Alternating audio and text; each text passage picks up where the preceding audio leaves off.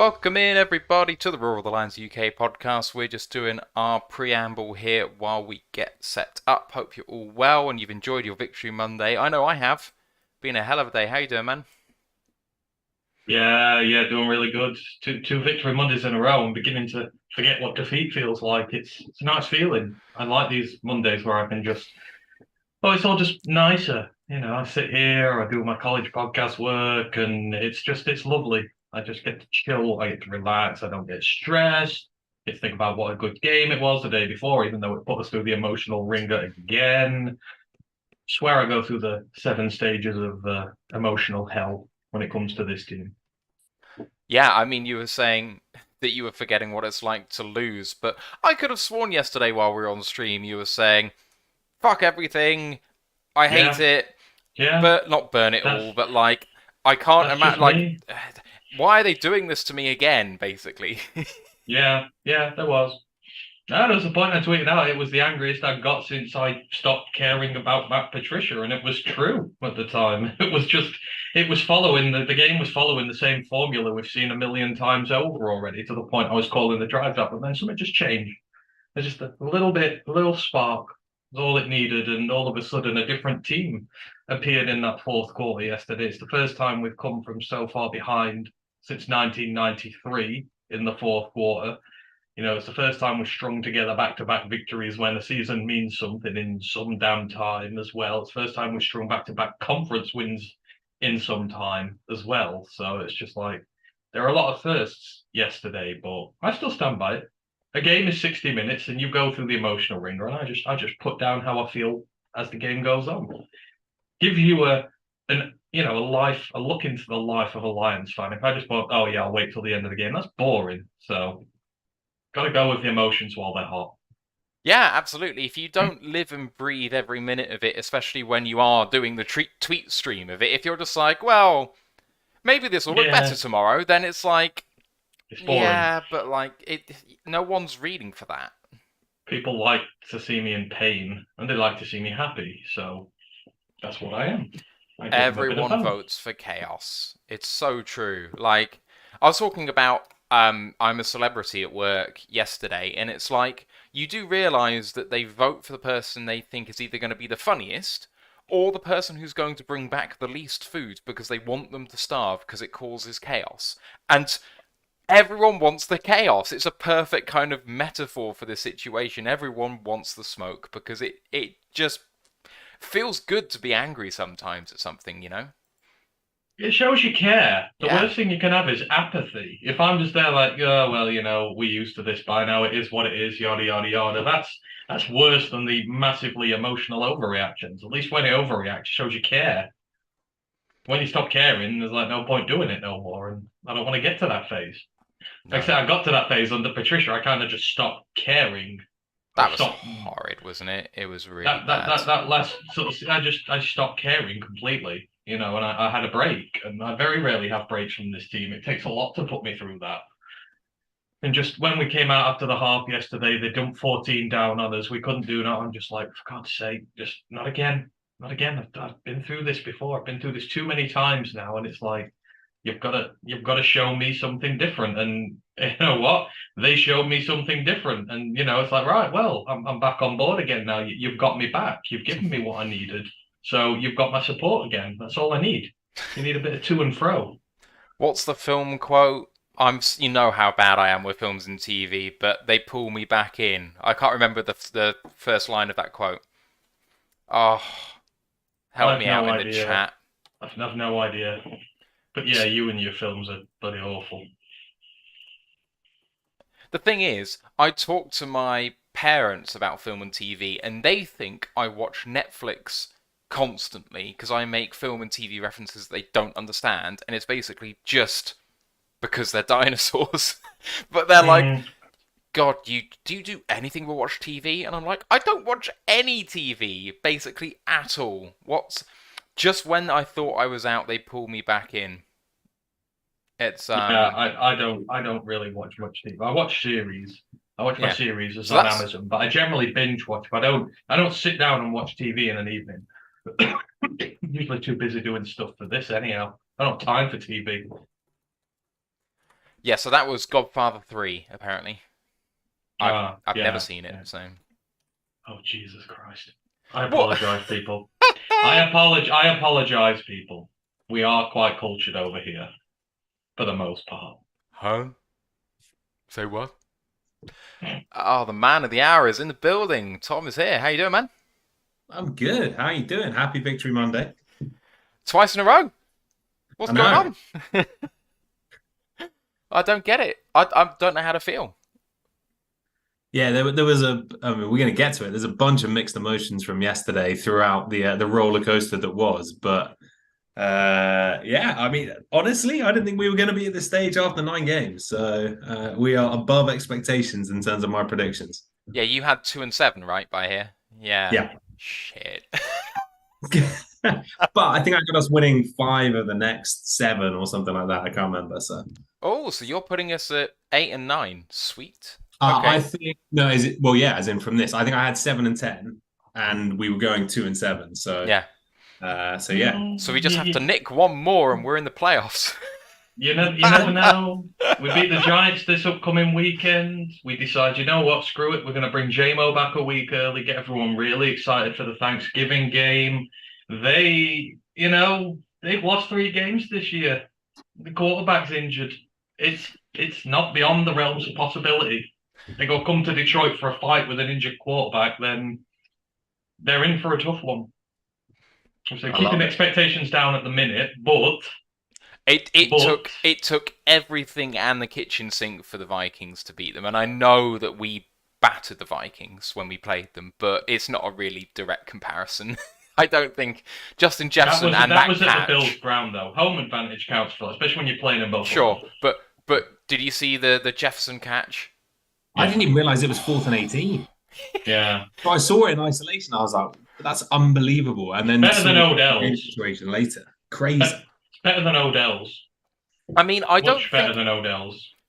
the defender gets a slight touch on it, right? Or he kind of uses the defender slightly to catch it. He's the The second. defender's got 2 hands on it. He basically trying to rips it down out the defender's grip. Like, if the defender isn't there, he probably doesn't catch the ball. No. Which is quite a funny thing to say. The coverage is fairly good, and that cost them the game. And then the bloody fumble. What is going on? And apparently that was such a good few minutes. And then so apparently when they stopped them at 4th and a quarter of a yard, there were 12 men on the field for the Bills. I saw a tweet about that which numbered the 12, and then like behind the number 3, it was just space. So okay. Oh, it made that was just a dodgy message, but or someone I was amazed that they that the what are we talking about? The Bills' defense was celebrating so wildly, because I was like, you can't just kneel down in the end zone, right? So you're going to take the safety, or like what's happening here? And then obviously, they should have taken the safety. Yeah, like just don't muff the blooming snap. I mean, I know he's slightly injured, Allen, but he didn't do it all game. It didn't make too bad a mistake until then. Anyway, we should. The thing is, the Bills have ran him into the ground, like 50 passing and rushing attempts for him yesterday, where there's 20 that didn't involve him, and they lost. It's like, was it really worth it for you? Was it really? You may as well just have kept him out for a week. He took hits.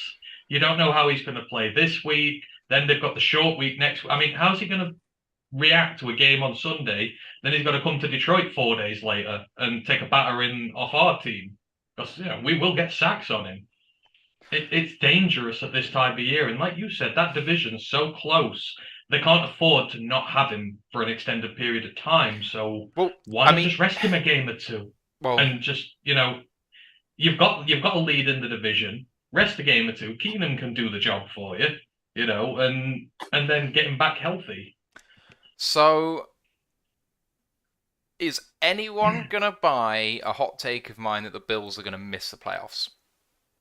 No, because too strong for me. You are the biggest Josh Allen stan in the world. Yeah, but I genuinely think that he's going to miss some time because he'll play and he'll get more hurt than he is now. Yeah. They are 3rd in the division.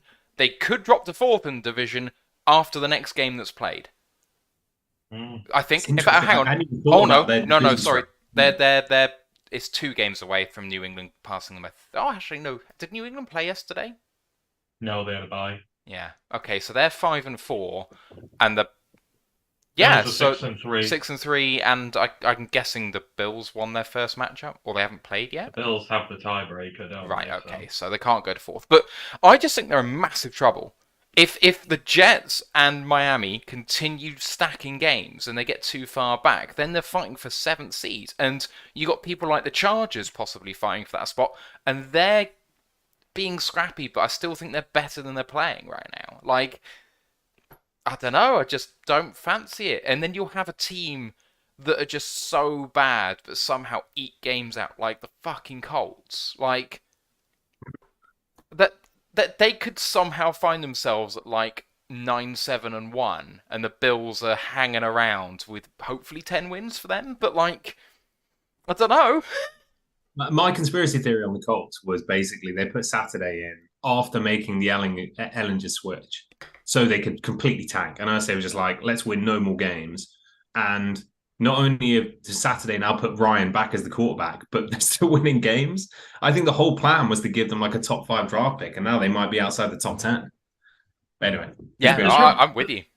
The trouble is, when you put a Ring of Honor player in there, I know they might not have had the coaching experience in that, but they care the most about the team, and it will inspire the players at the end of the day. So it's not like a roster Campbell had when he got here that had zero talent on it. There are a lot of very talented players on that Colts team. They got one of the best running backs in the league who's not been that great, but he showed up again. You know, you've got good bits on the offensive line. It's a team that can beat a lot of other teams on its day, and getting inspired by a guy who used to play there, who was part of the foundations of that team, that it can have a galvanizing effect, at least temporarily. You know, it just takes a couple of wins in the first 2 games before he starts losing them all, like Tom says, to take them out of high pick territory. They need a left tackle, they need a quarterback, the 2 biggest positions in football, and they might be out of sync for both of those now, for at least the elite positions. I think it helps also playing the Raiders, who are hot garbage, but the rest of that still stands. I see Derek Carr crying afterwards. It's like, Jesus, man. I mean, you have such an easy ride at that franchise. You have done nothing in your entire career, and they carry on keeping you as a starter, and you're there upset. It's just like, you should be happy. I'm just intrigued what's causing that behind the scenes, because clearly something, right? It was targeted, so who's it targeted at? Yeah. I kind of feel like the coach is I think the coach is like dead man walking at this point. I can't believe he hasn't been fired today. Like, there was tweets talking about the fact that the owner went into the locker room after the game, which I take it isn't normal, because it was being tweeted about as being particularly special. And I was like, okay, that doesn't sound good. And I think we have enough data about McDaniels now through his first and second experiences to know that he's just not a good head coach. He's a great OC, but he can't cut it at this level. The Raiders could have, you know, if you said they were going to be 4th in their division, I think that a lot of people would have gone with you on that. But they aren't this bad. Like, most people thought that 4th in that division would be around 500. And they were in the playoffs last year, and nothing has changed about that team. In fact, they might have gotten better personnel-wise. It's just shocking to me. And Belichick's coordinators nearly always find success in the league as head coaches. So I don't think anyone saw this coming, right? All right, shall we get on the road? Let's. Yeah, we have another hurt team to talk about, so. Oh yeah, okay, I see what you've done there. All right, you changed the name of the show. That's cool. It's up to you. You can keep yours if you want, but no. I prefer yours. All right, let's do this. Recording in progress. Welcome to another edition of the Raw the Lions UK podcast, episode 157. Okay, oh no you don't. My name's Matthew Turner, alongside co-hosts Tom and Anne, and Ryan's going to be joining us when he can. How you doing, boys? Great. Absolutely fantastic. That's how I'm doing. On top of the world. If there was one game I wanted to win for the rest of the season, this was it. Those insufferable so-and-sos from the Windy City have been blowing hot air all last week about how Justin Fields is going to drop 10,000 yards of passing offense on us, how he's going to run for another 10,000 more, how we're going to have one of the worst days in franchise history, all this, and we go to Chicago and we beat them. And now they are upset, they are hurt, they are looking to every single excuse in the book, up to and including divine intervention to try and explain it. And it's just been fun. It really has. I love these days where you can just sit back, enjoy a good result. 2 wins on the bounce, confidence is up, the team's looking a lot better. Can't ask for any more than that. You've been the biggest troll on Twitter and for Bears fans, and it's a beautiful thing to see. Absolutely. I kept the receipts all week. I had to sit and listen about how we didn't even need to show up. We may as well just forfeit, not even bother going there, because we can't deal with Justin Fields. We can't deal with Chase Claypool, who I don't even know if he was on the pitch, was he? I don't even know if he was in the game. Darnell Mooney's a superstar. You're not going to be able to. And then, to be 14 points down and a quarter to go, to make that sort of comeback, the first type of comeback we've made since 1993, it's just sweet as anything. This team showed me something different yesterday, and I'm immensely more proud of it now than I was before. It was an emotional roller coaster, but they just took such smack about us, and I like it when they're brought back down to earth. A good humbling is needed occasionally.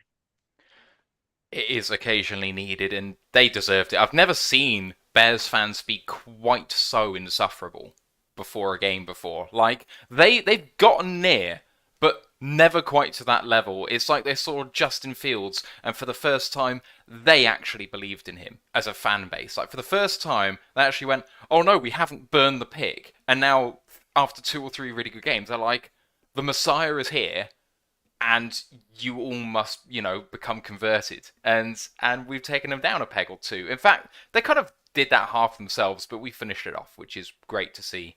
Let me go through. He's not the Messiah. He's a very naughty boy for throwing picks.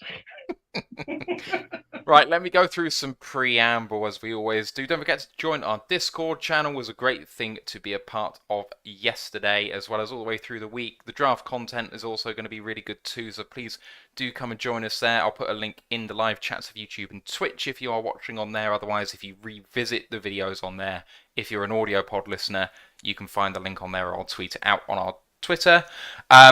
College football podcast will be coming up this week, and it was a big weekend of college football as always. Any highlights from this weekend? There's a lot. Vanderbilt took down Kentucky, and Will Levis's draft stock is in the toilet at this moment in time.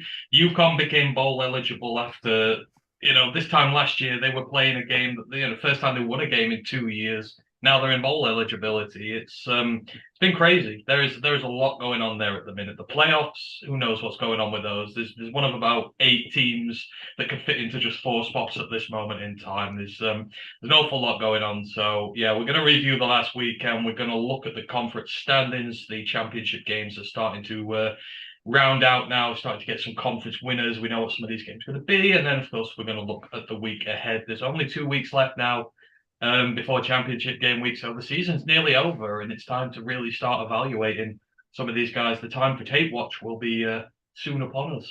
So yeah, it'll be good fun. I mean, I honestly really can't wait for next year, so I can actually just watch Drake May as potential Lions quarterback of the future. But we'll wait another 12 months for that. Please do like and sub the show. Anything you can do to help us out with that would be amazing. Stuff in the live chat or in the comments, always appreciated. Give your thoughts on the game. That would be awesome. Lions Nation Unite, Herman Moore's project to bring the best in content creators together from the Lions side. You can download that at lionsnationunite.com. We're there alongside Dose of Dion and Micro Mike and Lions on the Prowl and all of those guys. So it's the best place to go to get all of the best views in one place. And we are a Twitch affiliate. If you do have an Amazon Prime subscription, you do get a Twitch Prime sub every month for free. Takes money from Amazon, puts it in a content creator of your choice's pocket. Much appreciated by anyone on this platform, but if you can give it to us, that would be amazing. I'm going to get on with the news, only a little bit, but then I'm going to go through Ash's typed quotes from the press conference that Dan's just done, because I think it's quite interesting. So, to start with, we did have the superback, Jason Kabinda, activated from IR, Roar of the Lions alum. Really good to see him back. Tight end Shane Zylstra has been signed from the practice squad to the main roster.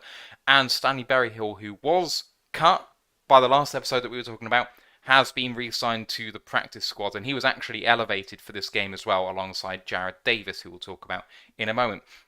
In terms of the quotes from the press conference that Dan Campbell has just taken, I'll summarise a few of them. He thought the fourth downs on both sides of the ball were critical in the win. Penalties, though, were really, really key. On taking the field goal right at the start of the game instead of going for it on fourth down, he said it just felt right, but that he wanted the points. I think that's quite interesting, given that the decisions have seemed to go the other way through most of his tenure so far. He said that Hefe is out of the need to bank reps phase, and he likes what he's doing. He thinks the young players are growing together and learning to trust each other. Thinks that Tom Kennedy is one of the role players who's really stepped up, and thinks that stacking wins is really important for the young players. On the Giants game coming up, he thinks it's important to have a good ground game and a good defense, which is basically the foundations it looks like he's trying to build upon, so fingers crossed for that one. For Jared, he was called up specifically because Rodrigo was out, and it was a perfect kind of game for him in terms of run focus, dependability, loving ball, and his teammates' chemistry there, that sort of thing. Thought the secondary played well, having to cover and worry about Fields running. Frank Ragnow was seen in a boot after the game on his left foot. It doesn't know how he's going to be for this week, so that is worrying. I know we have Evan Brown, but never good seeing your star centre injured again. Chark and Reynolds are doing a bit better, so fingers crossed for them for this coming week. That's all the cliff notes from that press conference. Anything that you guys are picking out there that you think is especially interesting? The Ragnar piece is definitely something to monitor, right? I mean, would it be a shock if he was put onto IR? Probably not. Obviously, he's struggled with things recently. It's not a great sign when someone's in a walking boot. So let's hope he's back fresh. Obviously, Evan Brown filled in brilliantly last year, but it's not even just about the replacement center. It's about the additional lineman you've then got to put in the mix. So yeah, let's hope that turns out okay. Yeah, I thought it was interesting about all the fourth down stuff you mentioned. I mean, Dan Campbell's learning on this job, taking the field goal yesterday, not being too rash early on in the game, getting some points on the board. It's kind of what we needed, and at the end, it really won us the game. It comes down to a game of fine margins, but he's learning, and that's what a new head coach. I know he's done a few games now, but you can see how his game is evolving. It feels like his coaching style's getting better. It feels like he's making more sensible decisions. It feels like it's coming together a little bit. And, these are the waves you have to ride when you bring in someone who's completely new to the job. You've got to wait for them to, figure it out sometimes. But, yesterday is another example of how he looks like he's beginning to figure it out just a little bit. And I mean, the coaching staff in general beginning to figure it out a little bit more. It was a bit, early on, there were calls that were made, and they adjusted in this game, and they're getting better. So I kind of like seeing this evolution of it, and I think we're starting to see him really put together a decent resume when it comes to his decision making and that. Now I think we're getting the bad stuff out of the system. I mean, we'll come on to it later, but you talk about coaching, and just so stark to me that so we only went 5 of 13 on third down. 5 of 11 on third down, 1 of 1 on fourth.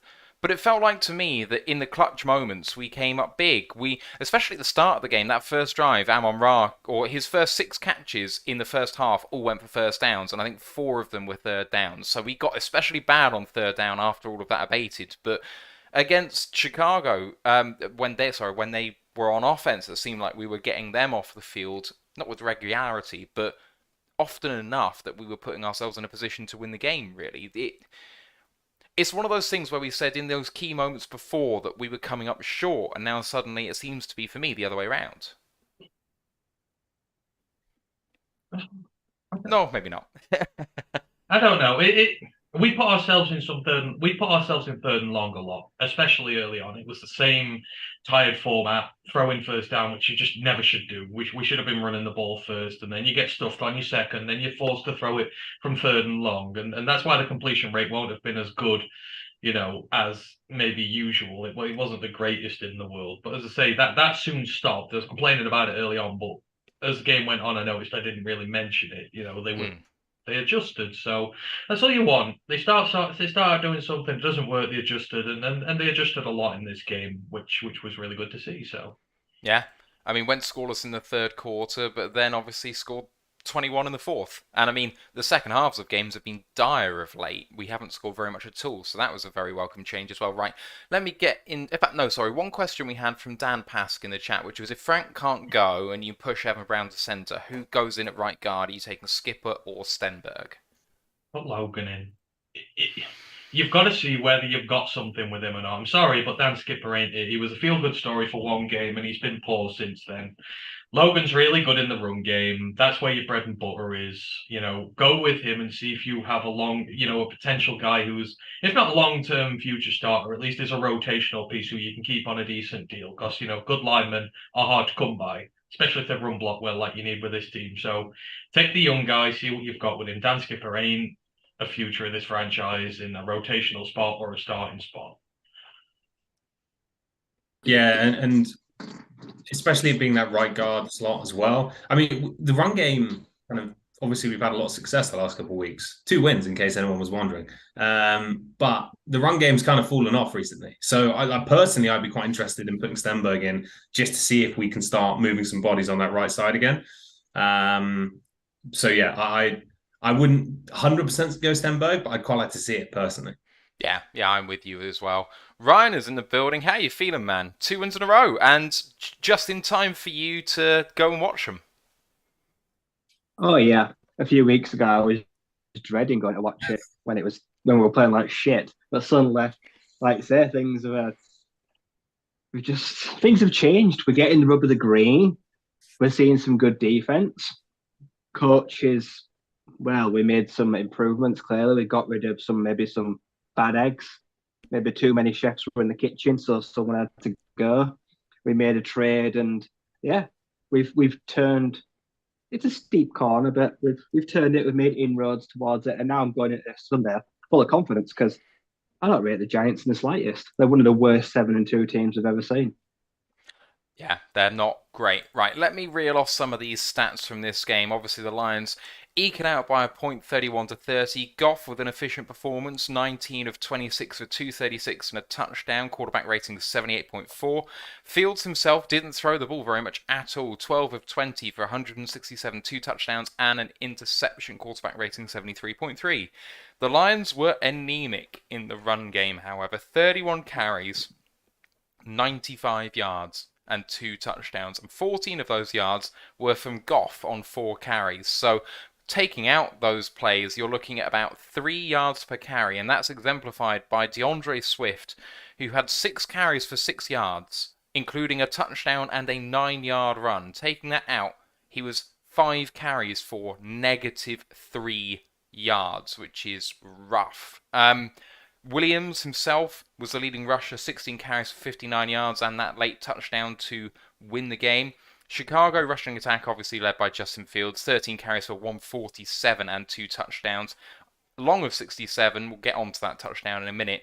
But that is the 6th highest total in NFL history by a quarterback in a single game off the back of his number 1 score the previous week. So he's clearly stacking these games. Total of 35 carries for 258 for Chicago means that's the 4th straight game they're over 240 yards on the ground, which is just unbelievable, really. Receiving-wise, Amon-Ra led the team for Detroit, 10 for 119. Backed up really well by Khalif Raymond, 3 for 47, Kennedy 1 for 44, and Jackson came up big with some clutch plays, actually, 2 for 14. Chicago, as I say, didn't get much going on in the air, but they did when it counted. Komet, 4 of 74 for 2 touchdowns, including that long 50-yarder on a busted coverage, and Mooney, 4 for 57. Otherwise, on defense, Anzalone led the team for Detroit, 10 tackles, 6 of which solo, and Hutchinson was second, 8 tackles, 8 solo with a sack and a tackle for a loss. For Chicago, they were led by Sanborn, 12 tackles, 9 of which solo, including 2 sacks, and Morrow, 6 tackles, including 3 tackles for a loss. So it was a big day for the 2 of them for Chicago. The interception, obviously, by Okuda run in for a touchdown as well, was fairly good. Worth mentioning Jack Fox as well, I think, here. 2 pretty awful punts by him, intermixed with 2 really good ones. So the average is still about 45 yards per punt, which is fine. But you see some of those, the knuckleball he hit and it still went for 30, kind of saving him there a little bit. First time I've seen Jack actually struggle a little bit in a game. But moving on to the game itself, high-level takes, boys. It ebbed and flowed a bit. We got up early, and then they scored 21 straight on us. It was an interesting game all the way through, but Ant was kind of dismayed halfway through the third quarter. I don't know how you guys were feeling. It felt like... Go on, right? The third quarter blues. We've had them, I think, every week. I think every game this season. Like it feels like it feels like we just come out of the half and we just look like we're playing high school football. It's bizarre. I just don't understand what happens. Like they go into the locker room all pumped, whether we're up or we're down, and then they come out. It's just flat.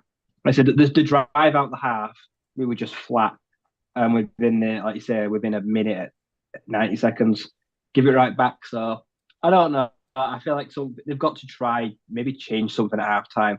I don't know if that's possible, but yeah, game of ups and downs, ebbs and flows, good calls, bad calls. It had a bit of everything. For the neutral, it was a fun game. Would have been a tough one to be a Bears fan. I mean, there was chat in the Discord about them going full Lions, which I thought was pretty apt. But there was a whole bunch of things which obviously went, I won't say went the Lions' way, but all those things that quite often don't. And it was incredibly refreshing to be on the other side of that. There was certainly a few turning points in the late third, early fourth quarter. So I've pulled up the stats about scoring offense per quarter. Do you want to play a little game of where do the Lions rank in the NFL per quarter? So, first quarter, where are you taking the Lions at this point? Bearing in mind the first quarter, first half of this season so far. So this is out of the 32 teams? Out of the 32 teams, where the Lions rank in the first quarter in scoring offense? 11th. I think it's 7th.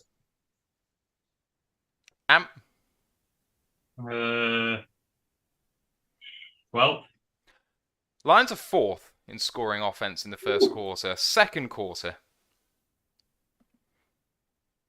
7th again. yeah, I'll go something like that. 15th. Bang on the money. Worse. Bang on the money for Ryan. 15th we fall to in the second quarter. Third quarter. 32nd. 31st. Ant, what are you feeling? Third quarter. 32nd. Detroit are 23rd. Oh. 23rd. Oh. 3.6 points per quarter. Denver Broncos are 1.3 points per game in the third quarter. Yeah. And in the fourth quarter, just to round this off, Detroit are where? 21st.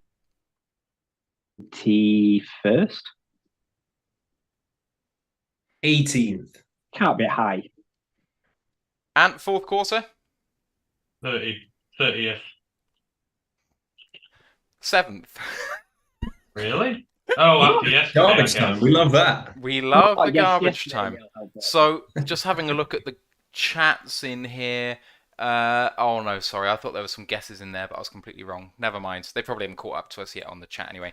Right, so we are something like, what was it, 7th, 15th, 23rd, and 7th. But of course, we're actually pretty good in scoring offense overall, so that would kind of make sense. Anyway, fun little game. Let's dive into a little bit of the plays in here. So first, let's talk about the first play of the game.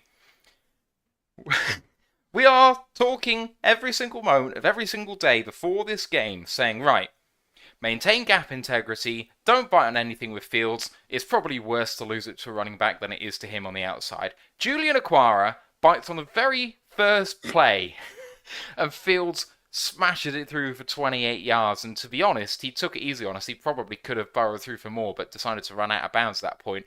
At that moment, I was worried about the Lions. I'm not going to lie. I thought maybe we'd got a chance. And then after that play, I was like, oh, this is going to be rough. Anyone have that sinking feeling, or just want to bin Julian off straight away? I tweeted after that one player, I can't wait to cut him because he's shit and he's been a bad pick. So luckily, he must have heard that, and I found out he must have read that tweet out to him, because everything after that was great. But yeah, that was I was like, we had one assignment today, contain Justin Fields, and we failed after one player. All right, moving on for the rest of the drive. So first Chicago drive featured, and it did throughout the game actually, lots of motions, lots of misdirect. It really caused the Lions problems pretty much throughout the game. There was a stunning tackle in the red zone by Aleem McNeil. So Fields had a design quarterback draw up the gut, and McNeil managed to recover after trying to move to the right-hand side, managed to fall back to the left, just clipped Fields by his ankles, and saved 6, restricted Fields to only a gain of 5. Jared Davis had a really nice pass deflection after a penalty given up in between, so Jared Davis got in Fields' face, but instead of charging at him, decided to just stay in between him and his receiver, and Fields couldn't do anything but just kind of hit his hands. Chicago then, on 3rd and 14, chose to go running back draw, which was an easy play, I guess, to kind of make sure you get a field goal on there. But I was surprised early doors that they kind of gave up with that drive and didn't give Fields a chance to do it with his legs. But they take the easy field goal. Cairo Santos hits it over, and it's 3-0. First drive for the Lions. Goff struggling with men in his face early, so we're trying to throw loads of screens, draws, swing passes, and there are men in his face straight away. Like, they were timing the snap really well, and Goff was struggling early to get the ball out on a passing play. But lovely 3rd down conversion on a shovel pass to Amon-Ra St. Brown on 3rd and 5 or 6-ish.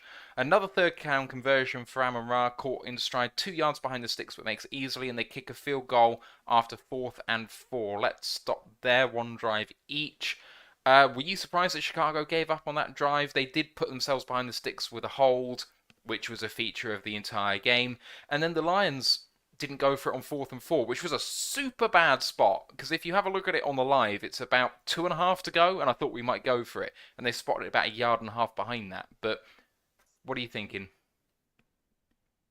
The Chicago drive was kind of terrifying to watch. It looked like it was going to be another one of those days, and it continued, I think, into the next drive as well. But they flashed up a stat that the Bears had one of the best scoring percentages on their first drives.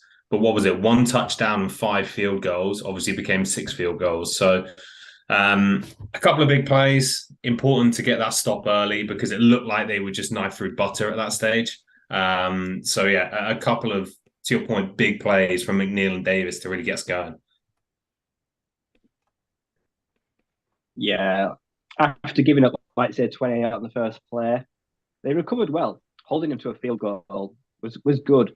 Like I said, Jared Davis, when we first drafted him, I think would have gone in like a missile and tried to get Fields and probably given up a reception. But smarter, older Jared Davis decided to just hang back, make him try go over him, around him. And Zalone, like I say, could have got a pick as well. Like I say, it fell just at his feet. So that was a good way to get up to drive. And then the 3rd and 14, they just took what they gave us. That was a very Detroit kind of play. Just safe reception, get 4 or 5 yards, nice chip shot field goal. And then Goff looked nervous. Like I say, that first play, I thought, oh God, pick 6. I thought, don't try go through him or go around him to get to Swift. And he hit him basically in the face.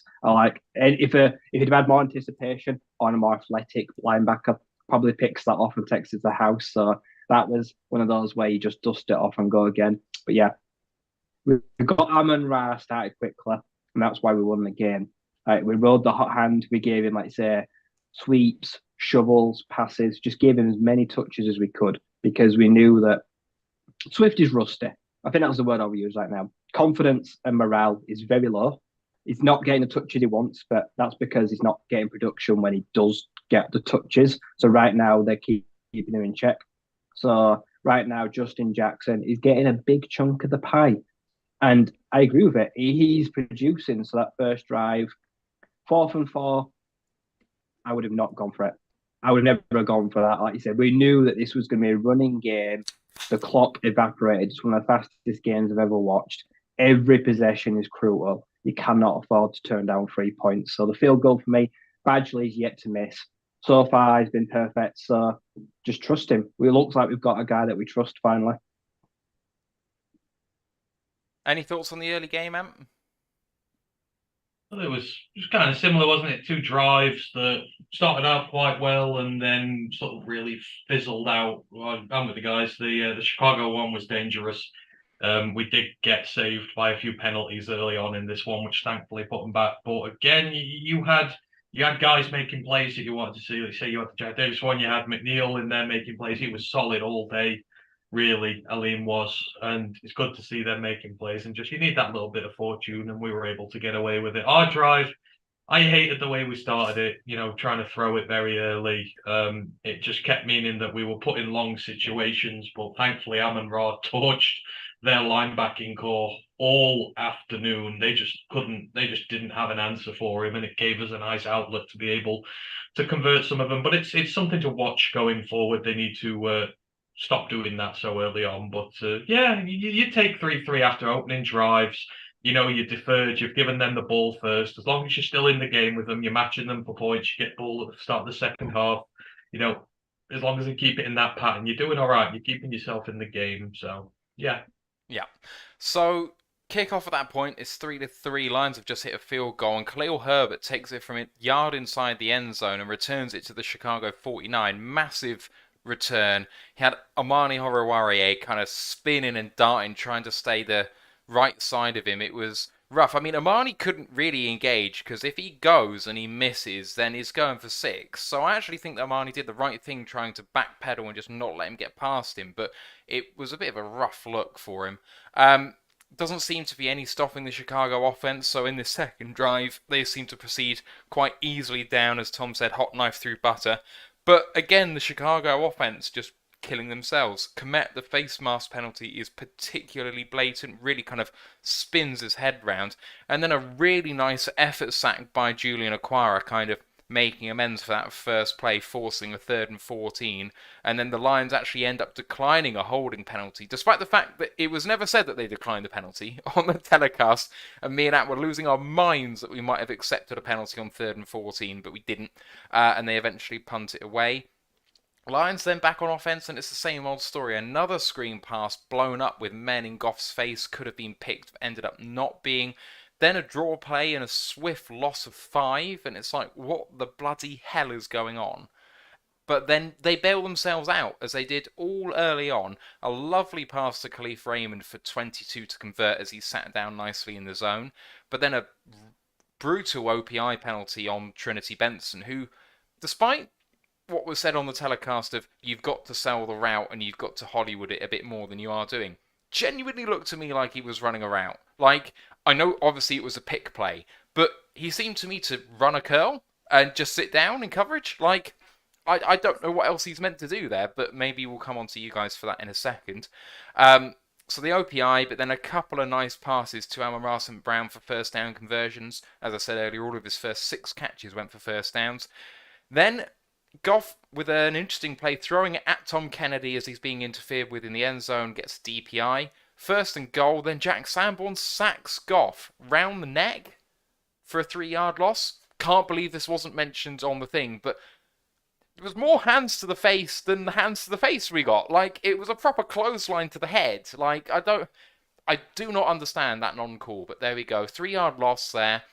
Swift then, with a run on 3rd down, bounced it to the outside, went horizontal to try to leap into the end zone, but got contacted out of bounds at the 2. Lions decided to go for it on 4th down, and a really nice design play for a Brock Wright touchdown to make it 10-3.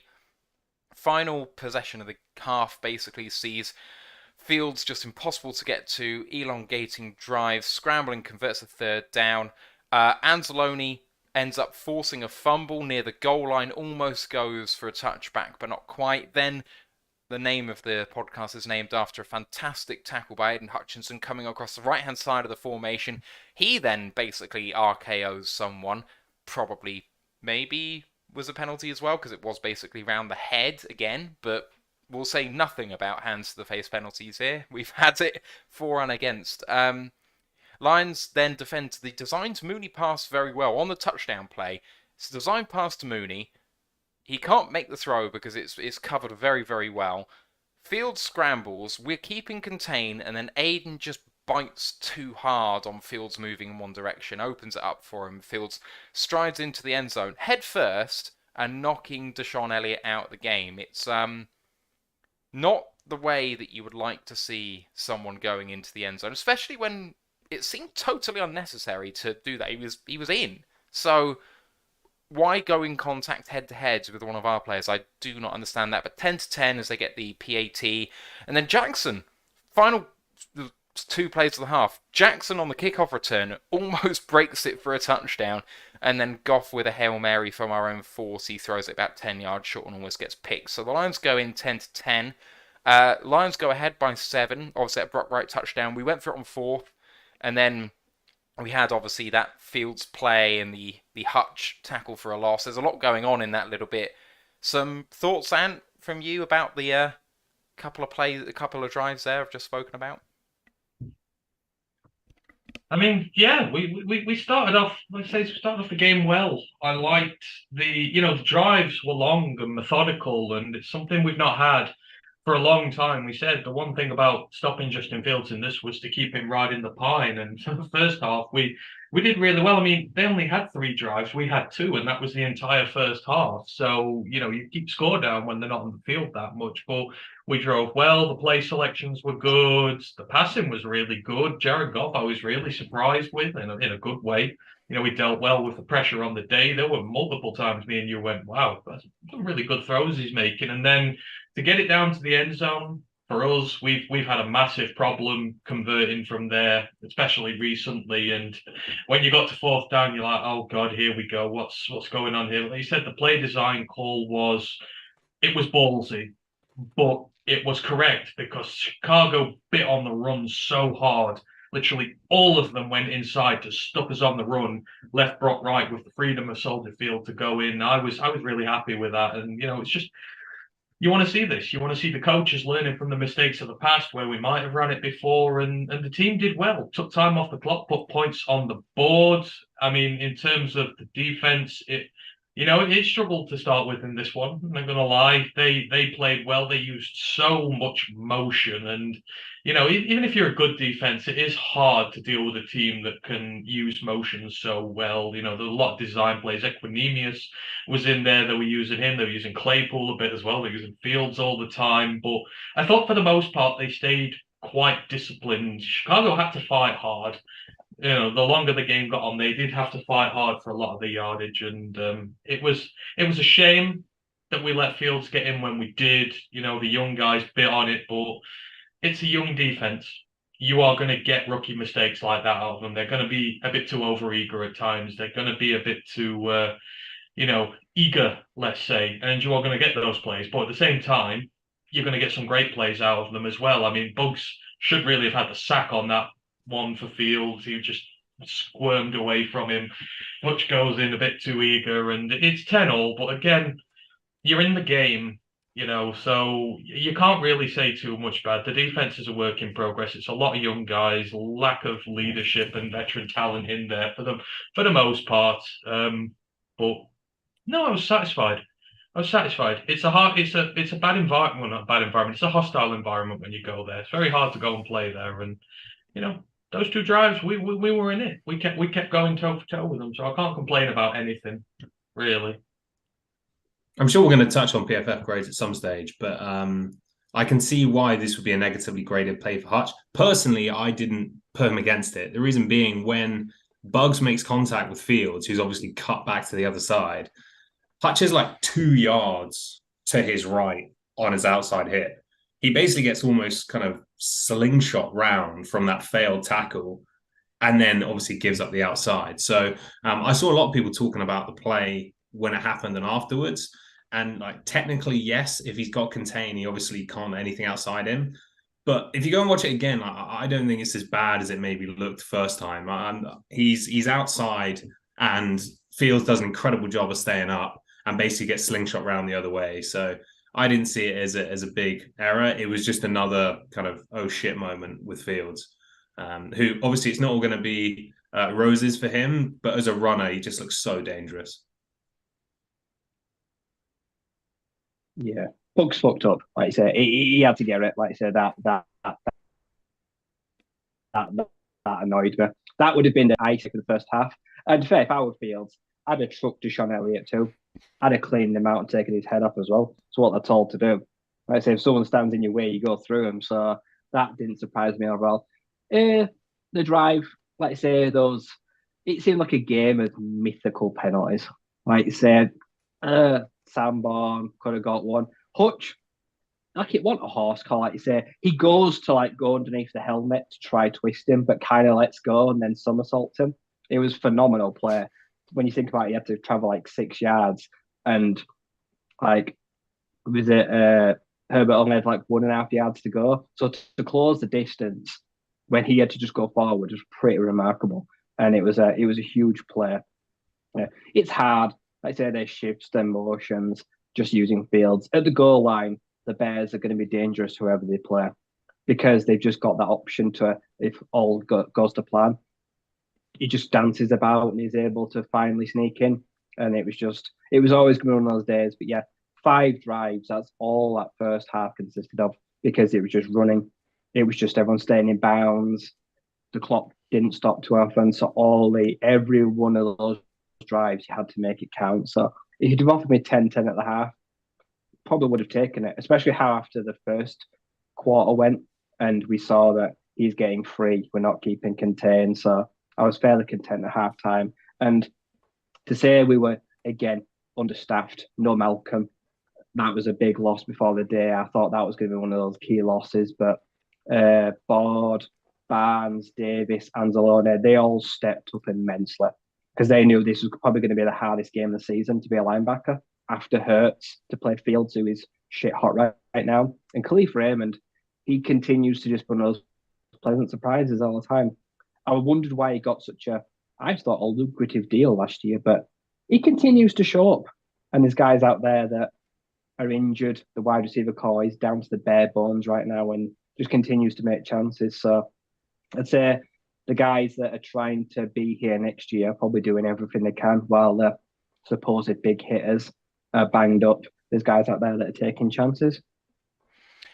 Every single one of our tight ends has now scored a receiving touchdown after Hawkinson's gone. It's only been 2 weeks, which is a pretty remarkable thing. The play design for the touchdown for me was just so cool to actually see us pull it off. We've done it before with an offensive tackle in that position, but everyone flows to the left-hand side of the formation. Running backs going that way, the whole of the offensive line's going that way, the receivers going that way, and you can see the defense just completely bite on it.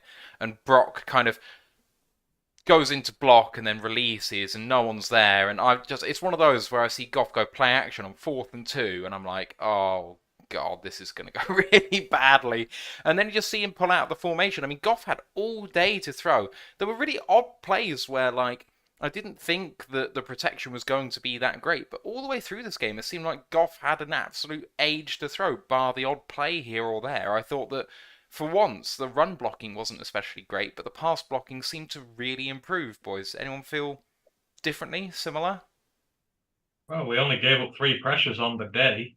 I mean, I can't remember the last time we ever did that against a Chicago team. I know they've traded every good pass rusher away, but still, you've got to face who's on the field against you, and then they did.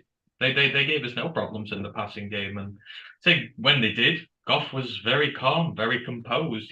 He's confident, Goff, at the minute. You know, we've got 2 wins on the bounce, and you've got confident Jared Goff, who is a good level NFL quarterback who will make good plays and do good things for your team. So, you know, we're just in that phase at the minute. But the pass blocking was absolutely fine. You need the consistency on both sides of the ball. But at the end of the day, it doesn't matter. The pass game won us. We won the game. You know, if you can be good enough in one facet to help you win a game, it doesn't really matter, all told. So, yeah, they were really good. And I think it's worth shouting out. So when the Lions lose, it's very easy to target the coaches and the quarterback. And when the Lions win, it's very easy to credit the players. Not that I think the coaches are responsible for this win necessarily, but there's been 2 key 4th downs in the red zone. The 4th and 4, where I know, Rye, you said the same, and I don't know the rest of you, but completely in agreement, take the points. 4th and 4, didn't like it, to go for it, etc. The 4th and 2, did like it. Aggressive move, because if that doesn't pay off, you suddenly got kind of the same old Lions crowd coming out the woodwork on Twitter.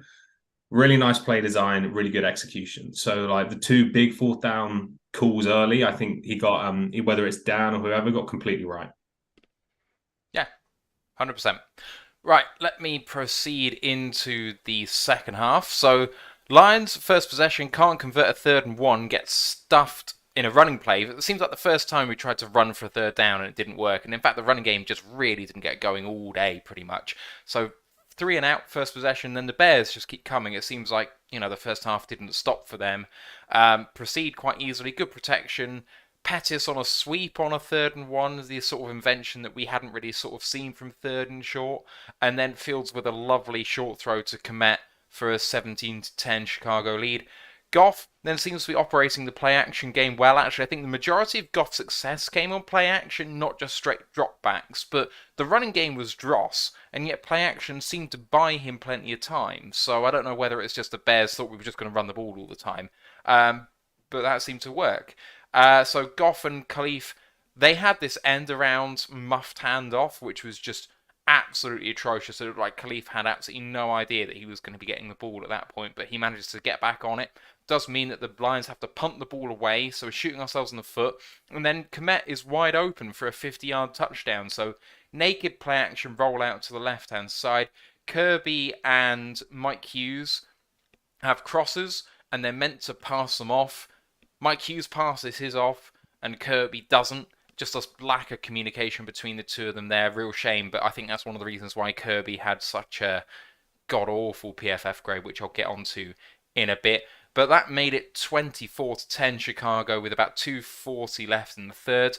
But then the tide started turning at this point. So at this moment, they've just scored 21 unanswered points, and it looks like everything's going against the Lions. But the kickoff goes out of bounds. Lions start at the 40-yard line. Goff sacked by Sanborn, beating Sewell, forcing the Lions to punt at midfield, and Fox muffs the punt, miskicks the punt, trails from the 50 to the 21. Okay, that doesn't sound great. Now we're down 14 without the ball. Fields then has a big third down play with Cole Kmet lined up against Alex Anzalone on the outside. Sounds absolutely atrocious, and Anzalone can't get his head round. So you'll think, well, this is just going to be DPI. And he does get there maybe a split second too early. But it's actually pretty good coverage from Anzalone in a matchup that's just so outmatched. So we get off the field on that third down there. And then on the kick, they commit a holding penalty, which means that we get some yards added onto that kick. Goff then misses a sack, rushes for 10 yards, and gets hit maybe out of bounds and maybe not that badly. But it's a pretty obvious roughing or unnecessary roughness call, which has 15. Hands to the face on Benson, then wipes off an interception. And then Goff tries to get Swift in the... interception. Goff tries to get Swift in the end zone, but doesn't get enough elevation on it. It was there for him. He just needed to throw it a bit higher. And then Swift actually coasts into the end zone with a really nice design play on the next play. I hadn't seen us do anything like this before or after this one, but we got a Gardner tackle out in front of Swift the runner, who just walked in with no one near him. So the Lions start bringing it back. Chicago hurting themselves with penalties consistently, continues up to this point, but we're still 7 down and without the ball, boys, and I'll stop here. How are you feeling at this point? I know that Ant was saying during the live commentary it didn't really feel like this was moving the needle too much, but it was a momentum shift. Oh, this game could have been way worse. Like the handoff was abysmal. I couldn't believe the Bears didn't recover it. They had it, it squirmed out, and we got on top of it. I was like, well, that's the first big break. Anzalone, it's blatant DPI. If I'm the Bears fan, I think that's the most upset call I'm about. He gets there way too early. Like I say, and he never even tries to look back. So that was a huge break. But this is a week where I will take it. The referees, like I say, were calling plays that were very, like I say, they could be miscued other ways. Bears fans, absolute meltdown, which it's been kind of funny to see. Like I say, it's usually us berating the refs, but it's not us this week. Like I say, Goff, Briscoe goes for the ball, but he does push Goff, and then Goff trips up and ends up sliding into a bench. If you don't hit a bench, you might not get it, but hey, if they push you, you make the most of it, don't you? It's football at the end of the day. If you get contact, you go down. So he got it, and I'm fine with that. The hands to the face one, I don't know. It was just weird because like the graphic said that he had a knee injury, but then like say they kept saying like he's checking his throat, like because he literally goes down like he holds his knee. I don't know if Benson, like I say, he obviously feels hurt and then goes down like he's been shot by a sniper. I know that's the one that upsets the fans the most. I don't really know what happened, so I can't actually comment on that player. Like I say, if they saw hands to the face, they called it, it's take it. We have to suck it up. And it was a game-changing player because throw a horrendous ball. Jack Sanborn's about 6'3", and he doesn't get anywhere near clearing him. So that is one of those where we get extremely fortunate. That's one of those games turn the tide.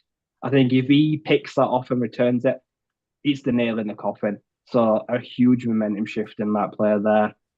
And then, Lee Blocker for Swift goes in unharmed, and we almost turn the ball over, score, flurries, and then next thing we're in the end zone. If you blinked and missed it, you wouldn't be able to believe it happened. It was such kind of funny, like a comic of errors on both sides of the ball, but we came off out the best of it, and I was very relieved.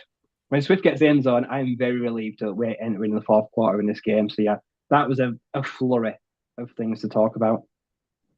Yeah, that was the drive, which for me was, if we flip the teams or flip the unis, that was the same old Lions drive, right? Is you're 24-10 up, everything's looking great.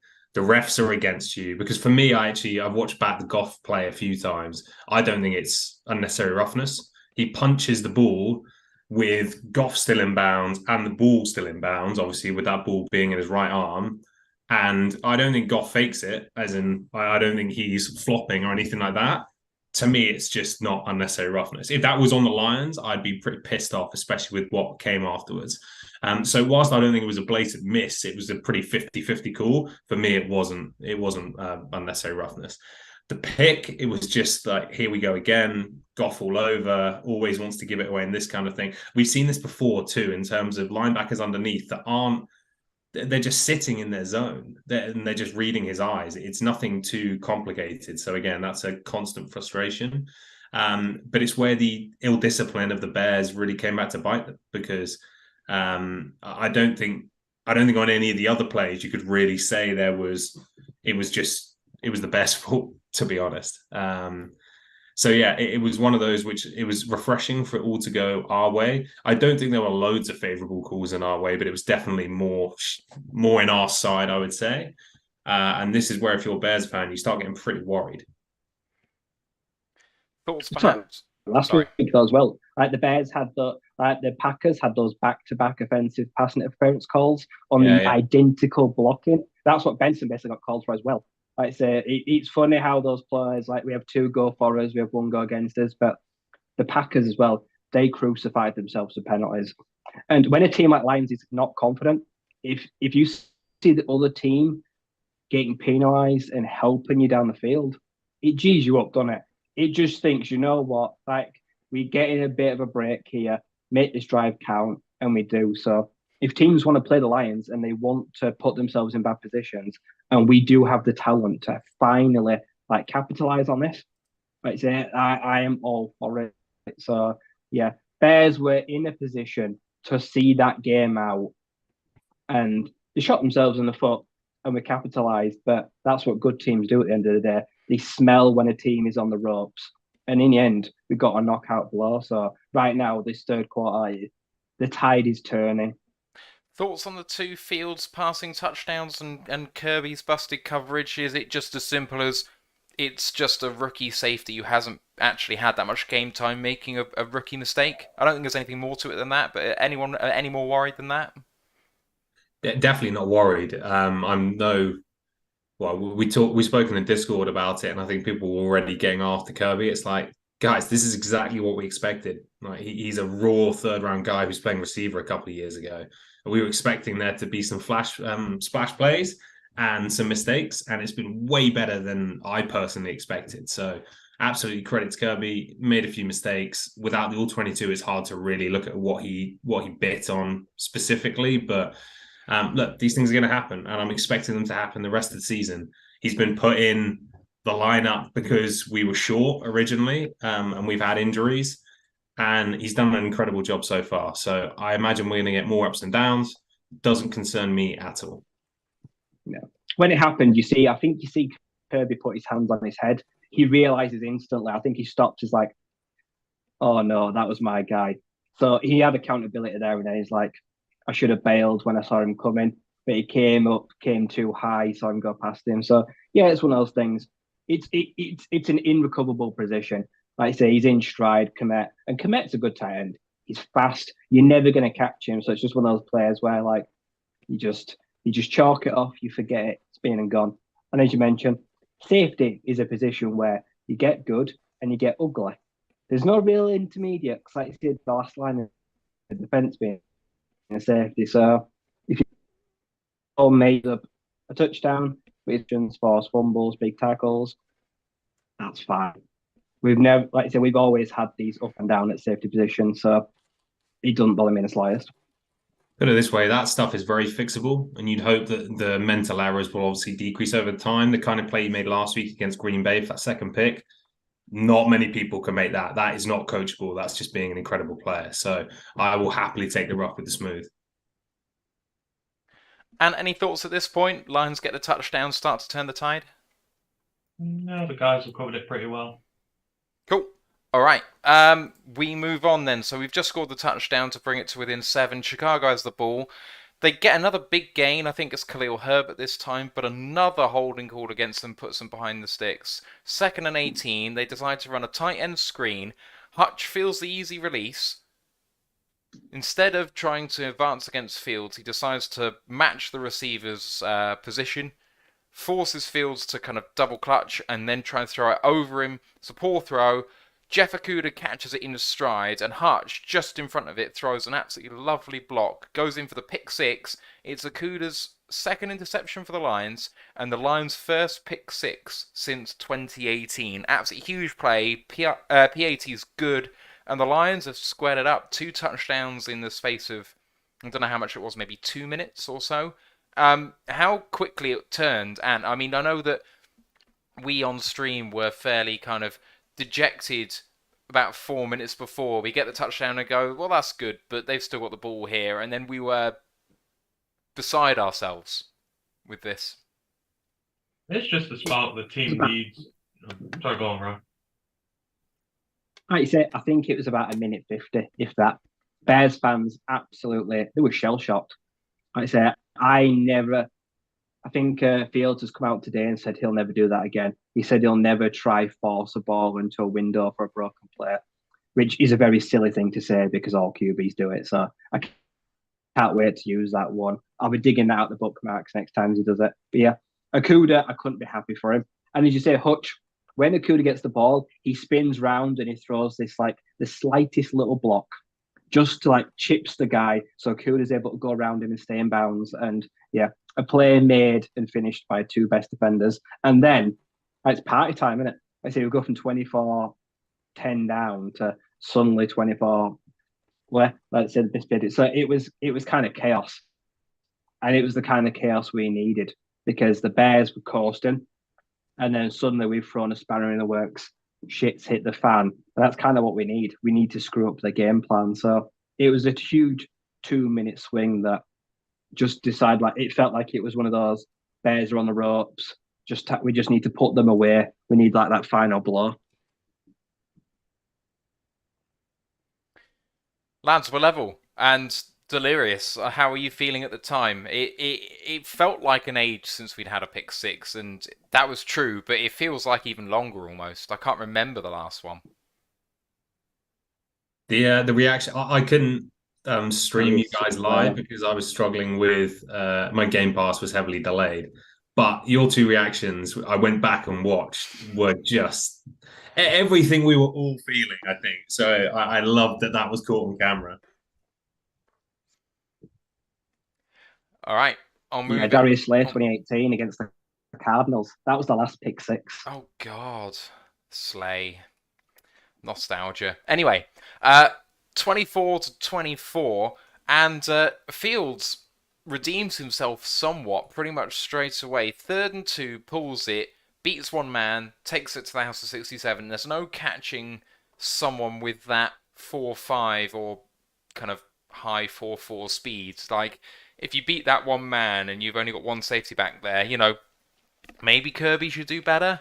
I think it's Kirby. But again, you're on a hiding to nothing if you think that Kirby's going to hang with Justin on a one-on-one matchup. It's not going to work very well. That makes it 30-24, but the PAT is absolutely shanked. I mean, that didn't... It hardly got off the ground. It was awful. So that means that the game is still in the Lions' hands with 9 minutes left.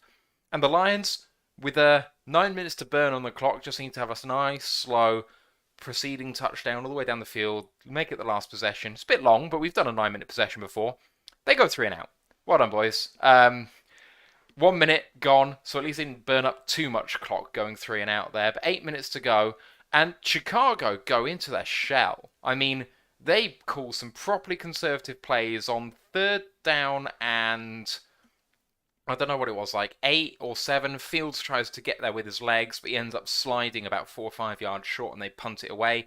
Mark Sanchez on the commentary congratulating him. Yes, Justin, it was good. Yeah, don't throw it away and stop that clock. With 5.5 minutes to go, like burning clock's going to be a great idea in that spot. Well done, Mark. And then with 5 minutes left, Lions get the ball back starting at the 10-yard line or so. Williams hits a 12-yarder to start, including beating 2 Chicago players out in space, which was a really impressive play by him. A lovely pass through to Khalif Raymond for a 1st down. Then Amon-Ra gets 7 on the sideline, but gets slightly injured and banged up, loses him for a play or 2. Draw play to Swift then loses 5. There's a 2nd instance where we've done running back draw to Swift. Well, not running back draw, but run out of shotgun. And it's just, that play didn't work all day. So that's what really put Swift behind the sticks. Then comes a massive throw to Tom Kennedy. One reception for him, 44 yards. But the route is impeccable, crossing route from right to left. Goff on time, in stride, and Kennedy striding down to the 15.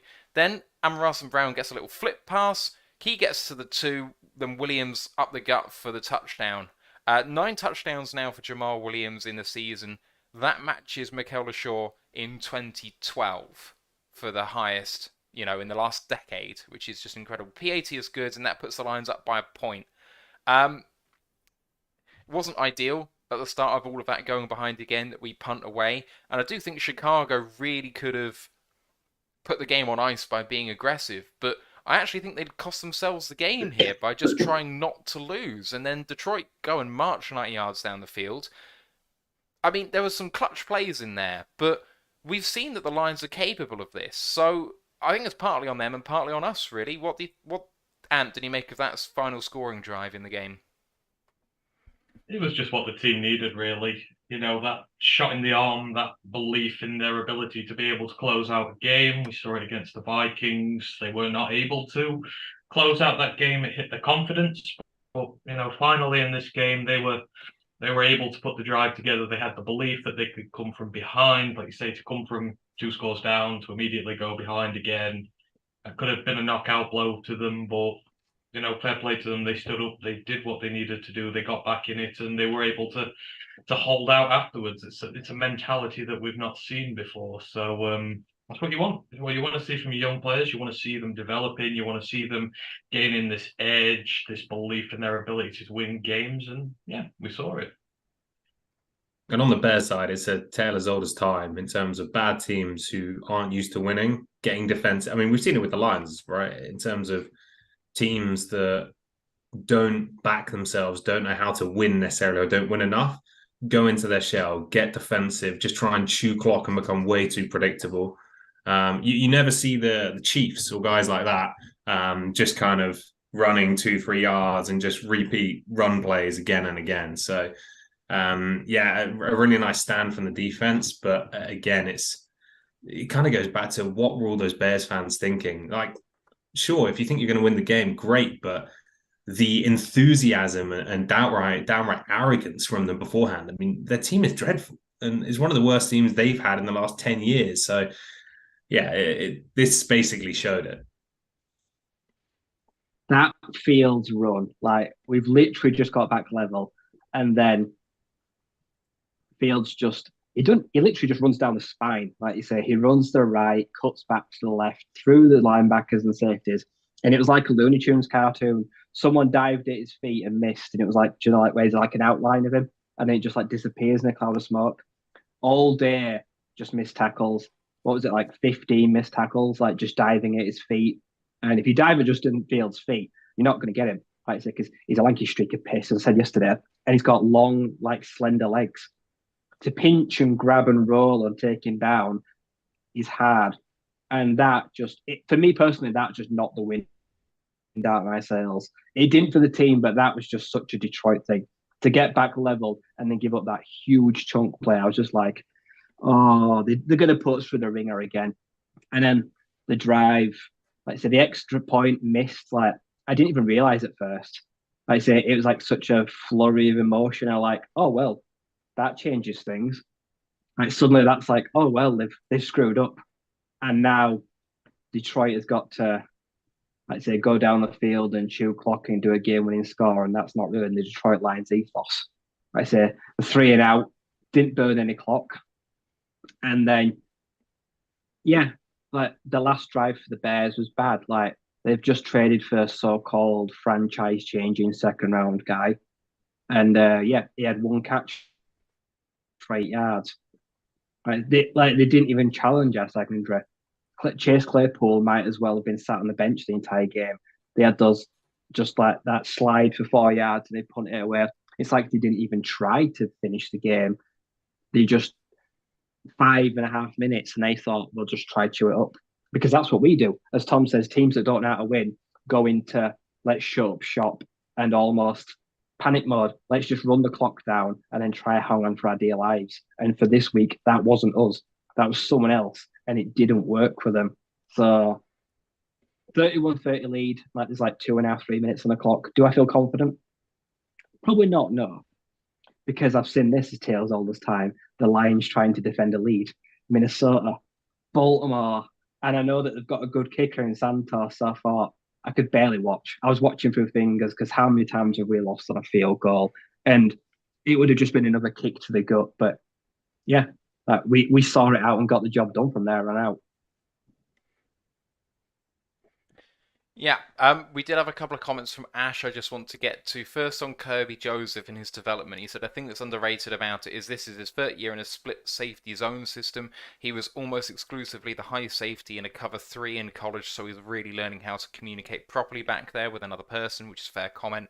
He also says on the pick 6 for Slay, if he remembers rightly, it was late in the season in Arizona in 2018 and sealed Josh Rosen's doom. Oh, that feels like a very long time ago. Also, apparently, Okuda grabbed Fields' jersey after the game, which I find absolutely lovely. So, Ryan's right. They have about two and a bit minutes left. It was said a lot on the coverage by people who were chatting with us. The Lions have scored too early.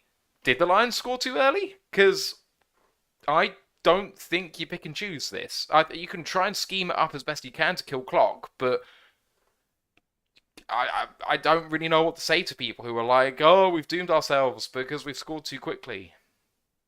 Did the Lions score too quickly? Yes. Was it controllable? Absolutely not. I mean, that's just nonsense. Like you don't just try, oh, we're going to just kind of take a knee for 3 plays to run the clock down and then hope we score on the last. At some stage, you've got to back your team to go and get it done. So was I nervous watching it because I thought there was enough time on the clock? Yes. But this is where, and we've seen it with the Ravens, obviously, over the last 5 years as well with Lamar. Fields as a quarterback is built to lead. He's built to run the ball early, get up on the clock. He's not built to necessarily chase games down. And whilst Lamar has obviously taken huge strides in that over the last few years, Fields is not the guy I was hugely worried about kind of running a 2-minute offense to go and win a game. Because as we saw throughout the day, his ball placement and his kind of traditional quarterback skills just aren't as developed as you'd want them to be necessarily. He's very much like a kind of rookie year Lamar, so to speak. So with obviously a bit more gap integrity and contain, I mean, he still had plenty of time in the pocket and he couldn't find guys. And obviously our guys then went on to make some plays, which is awesome. But yeah, I wasn't as worried knowing who we were going up against, I'd say. All right, so this final drive for the Bears, Really nice play on second down against against Claypool by Okuda. The throw is a bit undercooked, but Okuda has nice coverage on Claypool, who really has no chance. Then we have Fields dancing, a nice throw to Montgomery, but it's dropped, and then a flag on Detroit. Third down becomes first. That felt all too inevitable. Fields then throws to Komet, has contact with Okuda on a crossing route, was convinced that would have been called when I saw it live, but they didn't, and thank God, because it would have been terrifically harsh. Following that, Hutch then sacks Fields for 3rd and 15. Short gain for 7 makes it 4th and 8. Game on the line and sacked by Julian Okwara. Anyone get worried about the way in which Fields, after the play was whistled dead, that he was thrown to the ground? I was convinced they were going to call roughing the passer. Convinced. But they didn't. And then with time left, Lions still need the first, even though the game's basically dead. And on 3rd and 8, Williams just about gets 9 to kill the game, which is terrific, especially given that after a first down gain of 5, we then lose 3 on a run. How in God's green earth do you lose 3 on a run where you just need 3 yards to ice the game? I do not understand what's happened there. But anyone else get worried about Fields and the roughing the passer?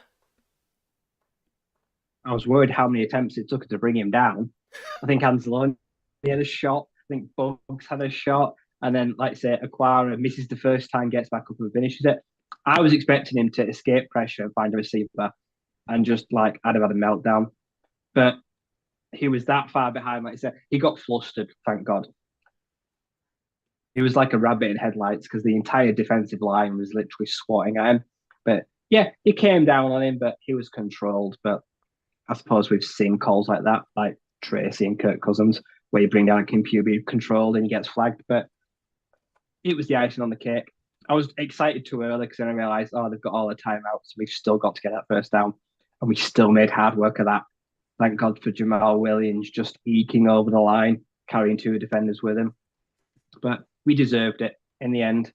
Situational downs, 3rd, 4th down. Hutch, Anzalone, guys like that. Aquara came up big when it mattered, especially on the line. So yeah, it was relieving. It was good to do to a team that so many teams do to us. I understand. I can sympathise with how the Bears felt because we have felt that crushing loss so many times where we've thrown a game away and not been able to see it out. So it felt good to be on the other end for once. On the field thing, it's where his own abilities work against him, right? Because he's escaped so many. That play should have been blown dead a good second or maybe even 2 earlier. I mean, he's got 3 Lions players in his face, but because he's been escaping everything already, they let the play run. But the mobile quarterbacks never get those calls. It's always the Bradys and the statues whenever they get these kind of soft roughing the passer calls. So could it have been given? Yes. Could you have really complained about it? Not really, compared to what some of the stuff we've seen this year. But you never get those calls really as mobile guys. All right. Moving on to just themes and talking points through the game now. So the Lions obviously ice it 31-30, led for a very small part of this game, but who cares? Lions win 2 in a row. Bears just shooting themselves in the foot. They, fans on Twitter, will wax lyrical, and the guys in the coverage too in the booth, will wax lyrical about soft penalties and phantom penalties and the Lions only getting 2 against them. And maybe they got some 50-50s to go against them. I didn't see a penalty that I thought was a phantom penalty. I just thought there's some you get and some you don't, and a lot of them went against them in that sort of grey murky area. And the Lions were disciplined for once. Anyone think that the flags and the referees were an issue? Because I even saw some of the Lions beat guys say that the refereeing was an issue in this game. I just kind of don't think it was. I think it was a game that seemed to just be called one way, but that's how they saw it on the field, and I totally see how every single play got there. And I had no issue with it. I didn't have any issue with it. I know Bears why it did, because their number 8 hot take of the day with the Lions flopping, and they basically accused us of cheating and diving. Oh, sorry, Bruce Sargu, whatever your name is. Oh, you have to suck this one up and take it. I did enjoy reading that article. You big fucking baby. But no, that's just, they're just trying to discredit us now. Saying that we dived, basically saying that we're the Manchester City, we're the Erling Haaland or Harry Kane of the NFL. Fuck off.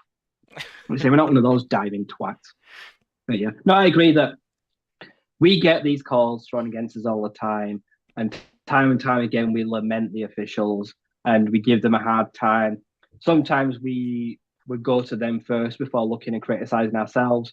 Sometimes we literally just get games taken away from us. This is one of the games where we had the rub of the green. Right now we're in a purple patch. Getting the rub of the green. Packers, Bears, a long may it continue. It's nice to see a little bit of balanced calls and actually getting something our way. And as much as the Bears got flagged, we didn't. Listen, I will applaud our own discipline because the Bears were getting in players' faces. Eddie Jackson tried to start a fight with Sewell. Sewell would have powerbombed him through a Gatorade table if he'd have said out to Goff. Like I say, but they kept their cool. He didn't. There were no penalties. There were no taunting, unnecessary reference like that. So yeah, they did a good day channeling their emotions because they were running very high in the game. The Bears players were trying to get a rise out of the Lions players, but they failed. And we can't always say that. So they kept it cool. And that comes from the top right down. Dan Campbell will have said, they're going to try and get you to cause flags. They're going to try and get you to trip yourselves up. But we didn't do it. Anyone else with any takes on the reffing? I didn't think, like I say, for me, there was nothing egregious or blatant they got wrong. It's just a lot of them seemed to go in the Lions' favour. And as we discussed, that hasn't been the case for a lot of this season. It has been the last 2 weeks. It kind of gives you a flavour of if those decisions go against us last week and this week, we could easily be 1-8, right? As in, it wasn't a comfortable win last week, I would say. And obviously this was a shanked field goal, a shanked extra point away from being tied up. So it reminds you that some things are maybe out of your control as a team sometimes. But yeah, I didn't think it was. I think it was one of those days which I would have been frustrated to be a Bears fan, but I wouldn't have been throwing my hands up in the air and saying, look at that outrageous call. How could they call that, etc. If you're 24-10 up against the Lions defense that is bad, you should win the game, shouldn't you? Like you say, anyone should be winning the game, and they didn't. So they've only got themselves to blame. And I would say that if I was on the other side as well, should have put us away, but they didn't. So stop complaining. So the Bears had 10 drives, including the final one on downs. They had a field goal. They had 4 touchdowns. No. Can I count? 1, 2, 3. Yeah, 4 touchdowns. Then they turned it over on downs, and they had 3 punts. One of the things I had circled is the Lions' young defense stands up when it counts. In the 3 possessions in the first half, there was a field goal, a punt, and a touchdown, despite the fact that offense looked like it was completely carving us up. And then in that second one, they started off with 2 touchdowns, but following that, they went punt, pick 6, touchdown, punt, downs. It feels to me like, even though they were shooting themselves in the foot a bit, that, you know, and even when the Bears went into their shell, it would have been easy for the Lions defense to not make those stops, and they stayed disciplined, and Fields made a huge amount of yards in the game, but when it really, really mattered, they didn't turn up, and we did. I think that goes as Red well. zone defense. Yeah, I was going to say it was their defense as well, right? As in, from a PFF standpoint, I think only 4 players on their defense were above 60. So I think across the board, they just didn't execute. They weren't helped by the refs and things like that as well. But you go 24-10 up against most teams in the league, let alone a team obviously low on confidence away from home and with a bunch of injuries, you've got to put them away, especially if your quarterback is apparently the Messiah. Any thoughts, Ant? No, the guys summed it up all right. All right, I'm just going to have... In fact, no, I'm going to go stock up, stock down, and then maybe just recap some of the PFF grades. So, 2 guys up, 2 guys down for you guys. Who are you giving your props to or putting in the can this weekend?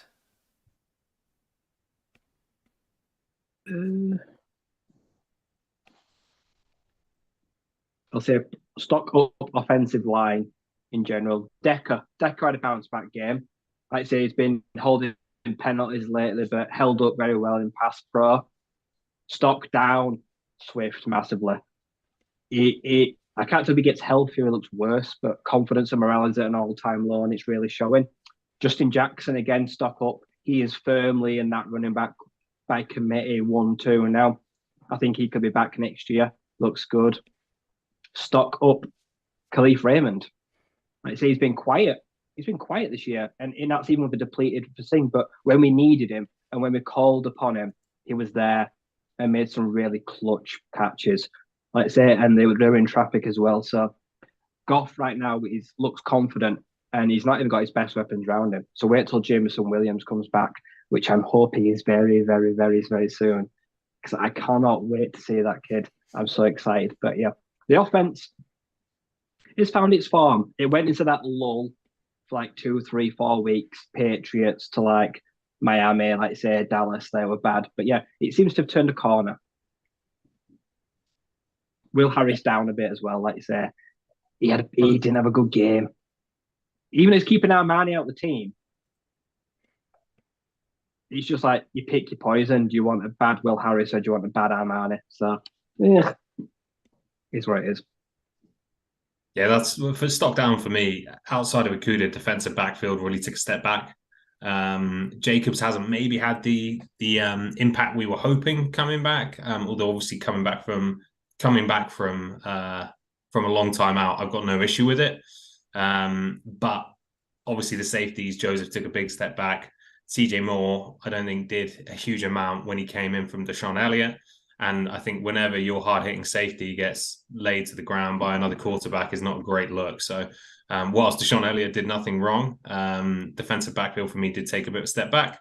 Hutch is the obvious one in terms of stock up, but Lee McNeil for me. So I've actually been pretty frustrated with McNeil this season, more so because we heard so much buzz about him in the offseason about how he's going to have this monster year and all the things he'll be doing, a bit like last year. And not that he's been a bad player, but he hasn't flashed to me watching it. And obviously we've had our struggles on the interior D-line. So whilst I don't think he was a kind of one-man wrecking ball as he was put forward in training camp, thought he had a really nice, solid game. On offense, it'd be hard not to pick on Amon-Ra. Just it was so satisfying to watch him come back, obviously, after a few quieter weeks and just completely dominate the game. I mean, they couldn't cover him. He had his complete way with that Chicago defense, which was awesome. In terms of stock down on offense, there's no one that really comes to mind massively. That's okay. We can just get over that. That's fine. Ant, your guys. I think stock up wise, I would put Amon-Ra certainly as stock up. He's only just come back from injury. We've traded away our star tight end on this team. The wide receivers are dropping like flies. He's really the only elite threat you have there. And despite all this extra attention, extra pressure on him, he's still producing. You know, another 10 catches. You know, he's in the top 10 of all time for most catches in his first 25 games. Another 100-yard game for him. He was the glue that kept the offense going together in this one when, like I say, there's not a great deal around him. So for him to be able to take that sort of senior position on the offense, you know, take the responsibility for getting the yards, keeping the team moving, all the first down receptions, I think he's got to get a massive up this week, even though he's already one of the better players on this team. It's what you need. You need him to step up and take these leadership roles. And he did. I mean, Jonah has been wonderful this season. He had another terrific game in the trenches this week. And, you know, we're pretty set on the first round guys in there. He had a bit of a wobbly start to this season, but I mean, he's solidified in there now. He's the left guard of the future. He's going to be in this team, hopefully, for a long time to come. I was really happy with him in there. In terms of stock down, I mean, the guys have pretty much said it. Swift stocks all the way to the bottom for me. He doesn't care. He's not interested at the minute. He's not bothered, and he's not showing the fight that this team needs and that a lot of other players are showing at this moment in time. You know, Jamal is running heavy. He's coming up clutch when we need him to touchdowns. He's taken on the mantle of the running back in this team, and he's done it pretty well on a day when yards were hard to come by. He still grinded it out and got us in there when we needed to. So, his stock is down on there. And I mean, I'm going to rag on him again, but Harris again, Will Harris had a bad game, 4 receptions given up, 50 yards given up. It's just, there has to come a point where this is no longer acceptable and he gets replaced in this team. And he just had another bad one today. Fields knew which defensive backs to go after in this one, and he was one of them. And yeah, it's just a case of, he's been all right, and I liked him smack talking at the end and everything, and it's good to see this swagger come into the team, but he himself is just not a future of this. He's not part of the future here at all. For my guys, it's hard, isn't it? I mean, Hutch has obviously been mentioned already. Kuda, I mean, it's just, he didn't have a particularly fantastic game. He struggled a bit in run defense, which has been, a really good aspect of him generally this season and before, but suffered a little bit there. However, he stood up when it counted, made a big play in coverage at the end of the game when the game was on the line against, that receiver that they've traded for, which is meant to be that game-changing thing for them.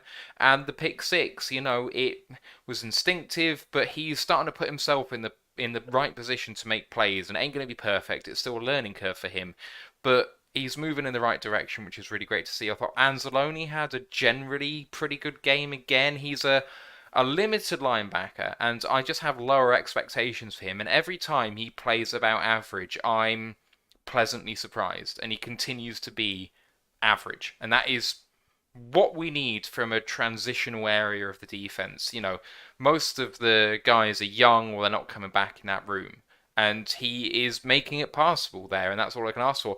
I'm going to disagree with Tom. I think that Jerry Jacobs is not someone I'm going to have to take stock down or up. It's just I think that he has surpassed expectations coming back. I think that he has brought a fire and a camaraderie to that room.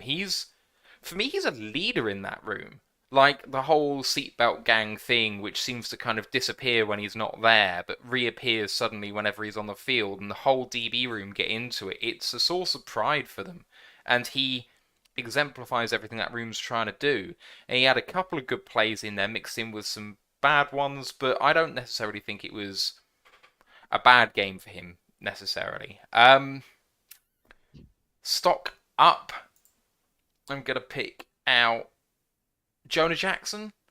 Just had a really solid day on the offensive line. One of the really nice plays was the pulling of the offensive line rounds for the walk-in touchdown for Swift. But all day just seemed to have a super solid day. Didn't hear his name called too much, which was great. I haven't really got anyone else. Tom Kennedy just performs every time he's on the field.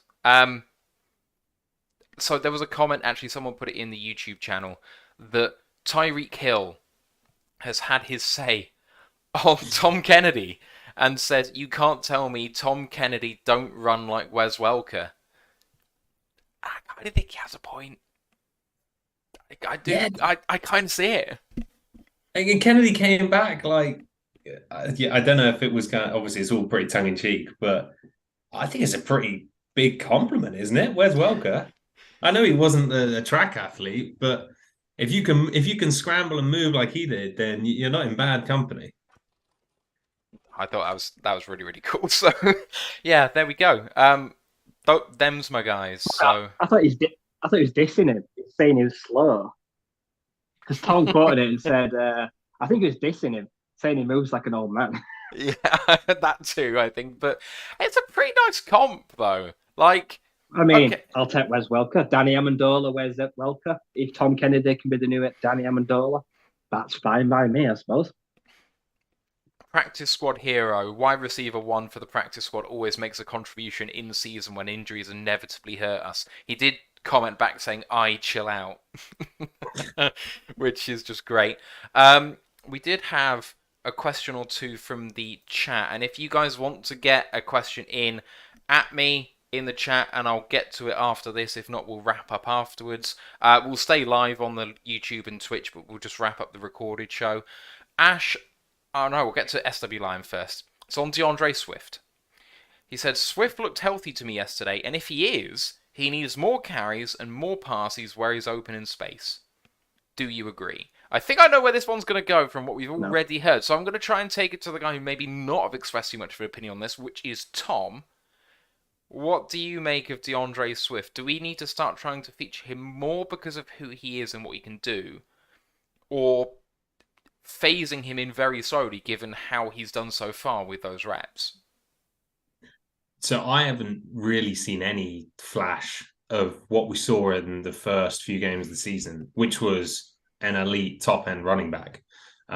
So for me, I would actually keep him, I wouldn't say out of the game plan, but I'd give him limited snaps and potentially even reduce it further. Partly because, one, I think Jamal is doing a nice job. Obviously, you miss kind of the explosiveness from Swift, but Jamal's doing a nice job. And I think, obviously, with Craig and Justin Jackson there as well, there's a strong enough backfield there. But more than anything, I think Ant mentioned it earlier, I've always got a feeling with Swift that things have to be on his terms and his way. And I almost want him to face the adversity of not an injury, but not getting the reps he wanted. In fact, wasn't there a report, I can't remember if it was out last week or about not getting, like, I want to see you go, okay, I didn't get what I wanted, so I'm going to work really fucking hard this week in training and take those reps back rather than complain about it. And I worry personally that his personality type is more of a kind of front runner and he might not fight for it. And if he doesn't, then kind of what are you doing here? Because you're approaching second contract. So you need to show that, one, you can stay on the field, which is not going to plan. And two, you're willing to grind and put in the work to get these reps back from a player who's really taken the opportunity with you out. So for me, I wouldn't keep him completely out, but I haven't seen anything to give him more work yet. Obviously, what happens on the training field should influence that more than what we see in a game. But yeah, I just want to see him fight. And what do you reckon on this? Should we give Swift more reps? No. You should earn your reps, and he's not earning his reps. So, no. Very, very simple answer. There are a lot of players on this team who've earned their reps. He has not. Ryan? See, I don't throw this around one often, but this could be me reacting. But I'm kind of with Tom. It kind of feels like Swift feels entitled. Like he feels like he deserves those carries because of who he is and because he's this. Everyone thinks he's this star back and our offense has to go through him. We've proved for 2 weeks now the offense doesn't have to go through him at all. Jamal Williams, he gets the carries because he does the fucking dirty work and he loves it. He loves going after contact. He loves trucking guys and getting the hard yards. And Justin Jackson, he's just grateful to be here because when the charge is dispensed of him, he probably thought, where am I going to wind up? And am I going to be in running back by committee? Am I going to get workloads? Am I going to struggle to get touches in the game? But he's coming to practice. He's working hard. He's making plays. Jackson's getting first down, and he's elusive. He's a good change of pace back. And as long as he continues to do that, commit for touches, Swift right now is basically a gadget red zone weapon. And he's getting it down. He ain't get close like he thinks he has to. And Juice Staley is not the kind of guy that will just let him ease his way back in if he ain't seeing that fire in the belly in practice. He came out last week and said, if Swift's pissed off a number of carries, I want to see that on the field. I want him to play like he's pissed off. Did I say that yesterday? No, I did not in the slightest. I still see a Swift that in the back of his mind is always thinking about injury. He's scared. I think he's worried about contact because he knows the running back lifestyle and lifetime is not long. He's thinking all the time, I've got to protect myself. But maybe that gets him hurt more often, but also that makes him less productive. I'm not going to move on from him because we've got the rookie deal. But next year, I'm bringing in a draft pick. I'm giving some real competition to DeAndre. I'm saying, look, here is a guy who wants it just as much as you, if not more. If you do want a second contract, then beat him. Show us. Because right now, if the decision was tomorrow, he would not get a second deal. I completely agree with you, Ryan, in that I think he's scared of contact still. It's a confidence thing. He does not have the confidence on the field, whether he wants the reps or not. And the perfect play that showed that was the 3rd down and 1 run on the goal line, where he decided to bounce outside when the proper play and the play that Deuce Staley was shouting at him at from the sideline with Swift going, "What did I do wrong?" was to run with power straight at the man, because you would have carried him over the line. Like, you wouldn't have been stopped in that spot, but he tried to outrun him to the outside and ended up losing a yard on the play. And that just said to me, I don't want contact, I want to run round people, not through people. And it's like, if you wanted that, why put on all this weight on the off-season, swole up like you did, to reduce the speed that you have? Look, you've developed your body in a way, and I know you're scared of getting injured, but this is your career. You will get a second chance, and they will bin you off as well if you don't actually decide that you are going to start to run with some ferocity. There is a place for the elusive play that Swift can have, which he's very good at. But if people don't respect you on the inside, you aren't going to get the room on the outside. And he's just shown that he can't do it. But I will also say that the Lions put Swift in some awful spots yesterday. Like some really, really bad draw play calls which were blown up almost before he'd even got the ball in his hands. So when the stat line shows Swift 6 carries, 6 yards and a touchdown and a long of 9, that looks really bad on Swift. But the majority of his plays that were on him were 1 or 2 yard gains, apart from the touchdown. The ones that weren't on him that were bad run blocking or just a bad play call, he lost 5 or 6, and that wasn't on him either. So the stat line looks worse than it is, but he still needs to work harder to get his carries back. He really does. Got a question here from Mark Cunningham from our WhatsApp chat, and he says, would you, to try and replace him, maybe as a sort of similar, not like-for-like replacement, but just to get another running back in, would you try for Clyde Edwards-Helaire? He seems to have dropped to RB3 at the Chiefs. I've never been a fan personally. Anyone else? Didn't like him in the draft. Shouldn't have gone before Swift. He's a worse version of Swift. He still just as I think as Lindsay as well. He still had nagging injuries. We don't want scrubs off other teams. You know, you can go into the draft. The draft is stocked full of good running backs this year who are younger, more mileage on the clock, and will give you more than he does. No. Yeah, I did like him coming out of the draft, but hasn't done really anything in the league. It's just another body at that stage. Like, do we really think he's better than Justin Jackson or Craig Reynolds? Not really. I mean, and you probably got to pay him then soon as well because he's coming up to the end of his rookie deal next year. It's all, not for me. Right, 2 slightly fluffier questions to finish off on the audio show, guys. Dan Pask in the chat says, hey, Roll the Lions, which pick do you think will be higher, the Lions or the Rams? This is definitely an us throughout the season kind of question. Who will end up being worse over the course of this season? They will. They've lost their I don't know quarterback. the Rams' schedule. I will pull it up. I mean, their divisional games are going to be a nightmare. I know they've obviously already had a few, and obviously they won that division last year, right? Obviously, I know they won the Super Bowl, but did they win no, they didn't win the division. I don't think. Fine. No. But they must have been, first or second, and therefore they've got the second-ranked teams from those divisions as well. So I can't imagine it's a very friendly schedule. Yeah. So their schedule is at Saints, at Chiefs, versus Seahawks, versus Raiders, at Packers, versus Broncos, at Chargers, at Seahawks. Oh, theirs will definitely be worse. Worse or better. That's a minefield. So I think they're going to be pretty similar. I don't think either of them are going to be in the top 10. I think we'll win 7 games. I think they'll win 6. So we'll pick like 11 and 13 maybe. So before they lost the Bucks game and the Cardinals game, and they were therefore, I don't know what they are now 3-6. They were 3-4. Yeah. I called them as a 6-win team, and I think they are going to be a 6-win team. Even with Stafford fit, they don't play together. They're not playing greater than some of their parts. No run game. No run game. No O-line. 65 yards a game this season.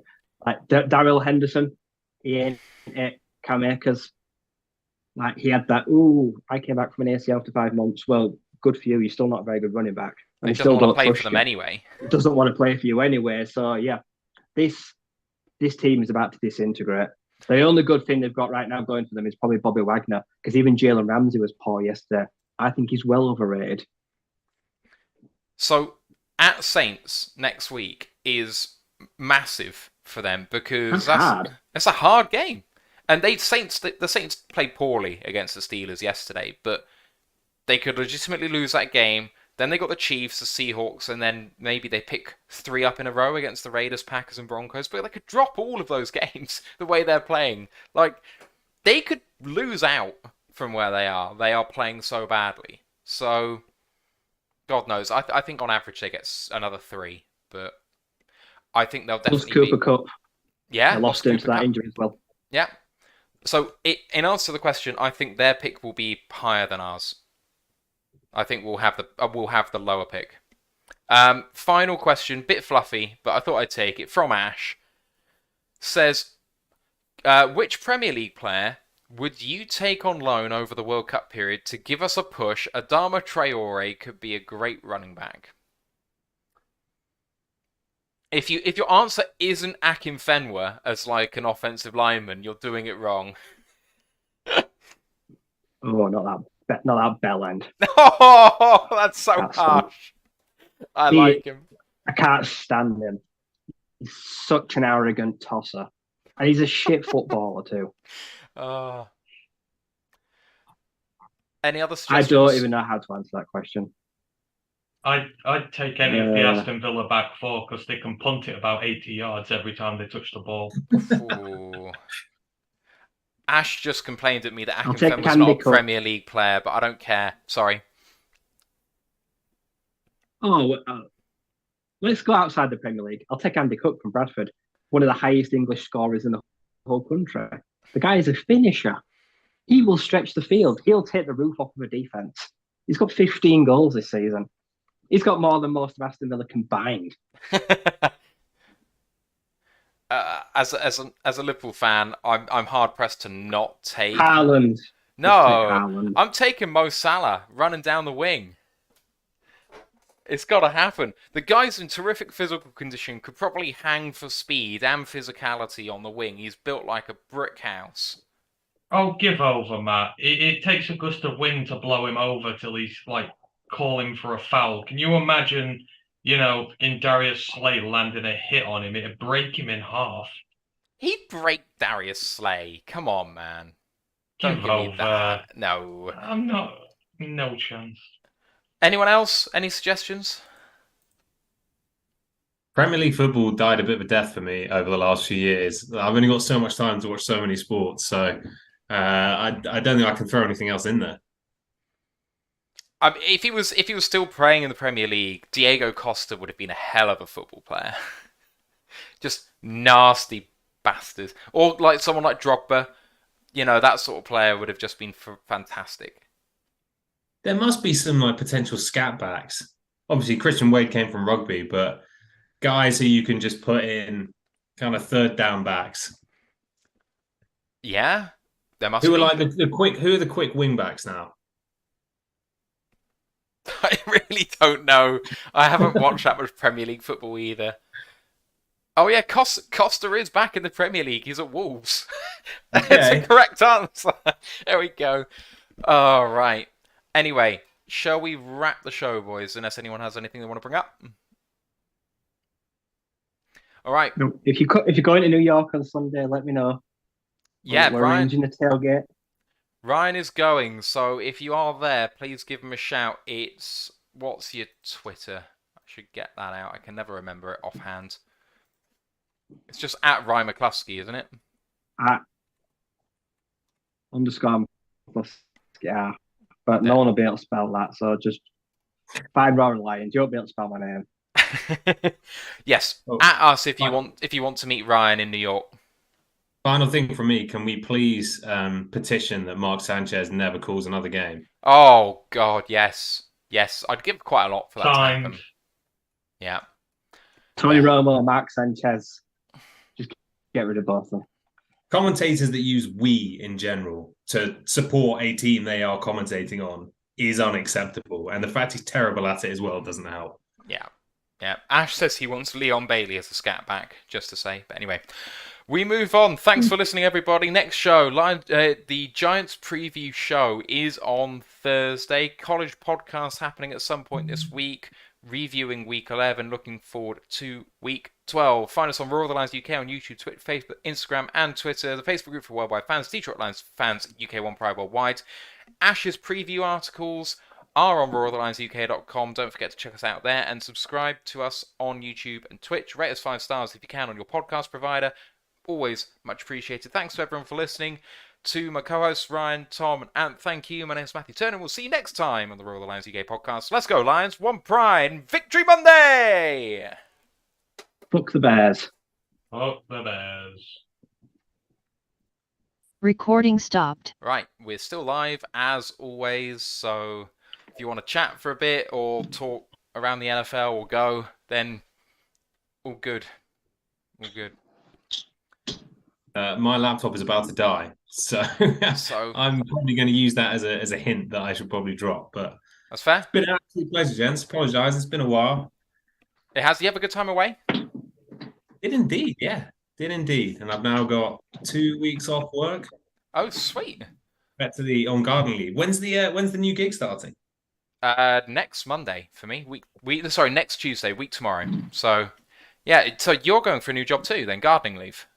Yeah, I'm indeed starting in a couple of weeks. So. Oh, fantastic! What are you moving to? I'm moving into property technology, and I don't know that much about it, so that's going to be an adventure. In London? Yeah. Sweet. Should be good, and it means I've now got 2 weeks to do nothing but support the Lions. Fantastic. Sounds good to me. All right, gents. Pleasure. Cheers, Tom. See ya. See you soon. Bye, guys. I'm going to shoot too. All right. Cheers, Ryan. Bye, guys. Later. So why aren't you dressed up? You were all at it last week, and the guys are disappointed in the chat.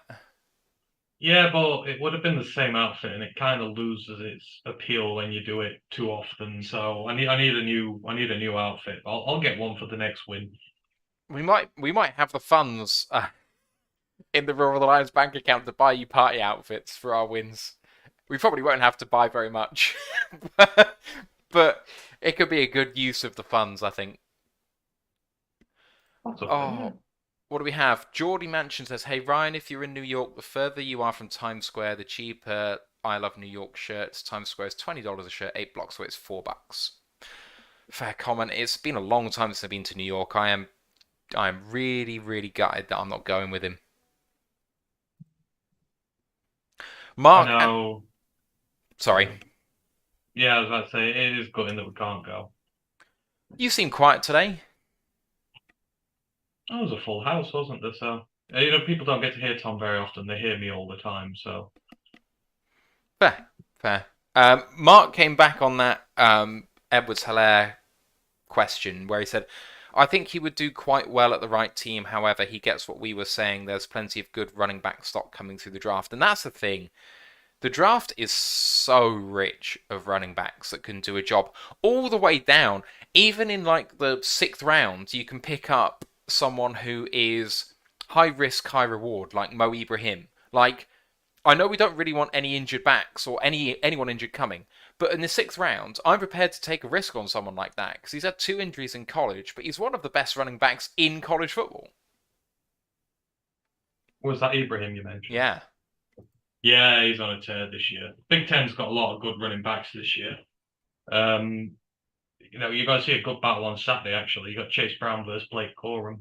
That's the Chase Brown's got the most rushing yards of anybody in college football at the moment, or at least he has most of the season. Obviously, Corum's one of the best running backs in college, so there's loads of running back talent this year that you won't need to pay a lot of money to compared to getting a guy who's already here. And it's not like Edwards-Hilaire has a history of doing well. I mean, you see Jarrett McKinnon go there and play well. CEH can't get any. I want players in this team through the draft, if we're going to do that, who have a point to make. not scrubs from other teams who failed there. We've been this route. We did it with Bob Quinn, so let's just keep carrying on the way we are now. You're going to bring in established talent from elsewhere. Don't do it at running back. We got Jamal. We paid Jamal a bit of money for next year. Pair a good young guy to go with him, and you've got your running back room. Yeah, 100%. You're still a fan of taking one high, aren't you? Yeah. If needs be. I believe in taking a dual threat running back because you've seen everybody. That's why people are not. That's why people are very loath to let Swift go, because they like the dual threat ability about him and what you can do with him. Defenses don't know how to deal with a guy who can work in both aspects of the game, and so it makes you a bit more unpredictable as to what you can do. I mean, it'll help having Williams in, but still, if you've got Williams on the field, you've got a dual threat running back, you don't know what you're going to do with him. How in hell do you scheme against it? So, and Blake Corum's he's a running back. He's a running back and a running back only, and a damn good one. But we have one in Jamal. Jamal's a good running back, but he don't do receptions. And I kind of want to keep Jamal on this team because I feel like his leadership, his enthusiasm, his want to be here is rare in a player, especially given he's only been here a year. The amount he's bought in, the amount he cares, the amount he leads by example. I kind of want him here. So you want to pair a dual threat back to go with him to give yourself a little bit more. So, I would go that route, but that's just me. Bit of around the NFL news. Former ASU standout running back Eno Benjamin has been released by the Cardinals, which is, as Ash says, a shame for Rye. The Raiders have claimed Jerry Tillery, which is just shocking to me that someone has actually... Why is someone claiming that first-round rookie deal for the remainder of the year? He wasn't getting claimed. Just let him go and then sign him to vet min. Like, what are you doing? Just say the name of the team that signed him, then ask yourself that question again. Yeah, I know, the Raiders suck. Cardinals also have Zach Ertz out with a season-ending injury. Trey McBride looks like he's going to be taking reps. So if you've got fancy teams that don't have Trey McBride taken, might be a good idea to claim him. Although, being a rookie, I suspect he's probably claimed in most leagues at the moment. What else is there? Oh, I saw that tweet earlier. That's not really of any use. There's a good comment in here from Grandizer about Myles Gaskin, because he's on the scrap heap as like running back 4 for Miami, not really seeing any game time at all. I think he was inactive. So yeah, he says he was inactive last week, and he's someone who's been fairly productive in the league. I rate him more highly than Clyde Edwards-Helaire.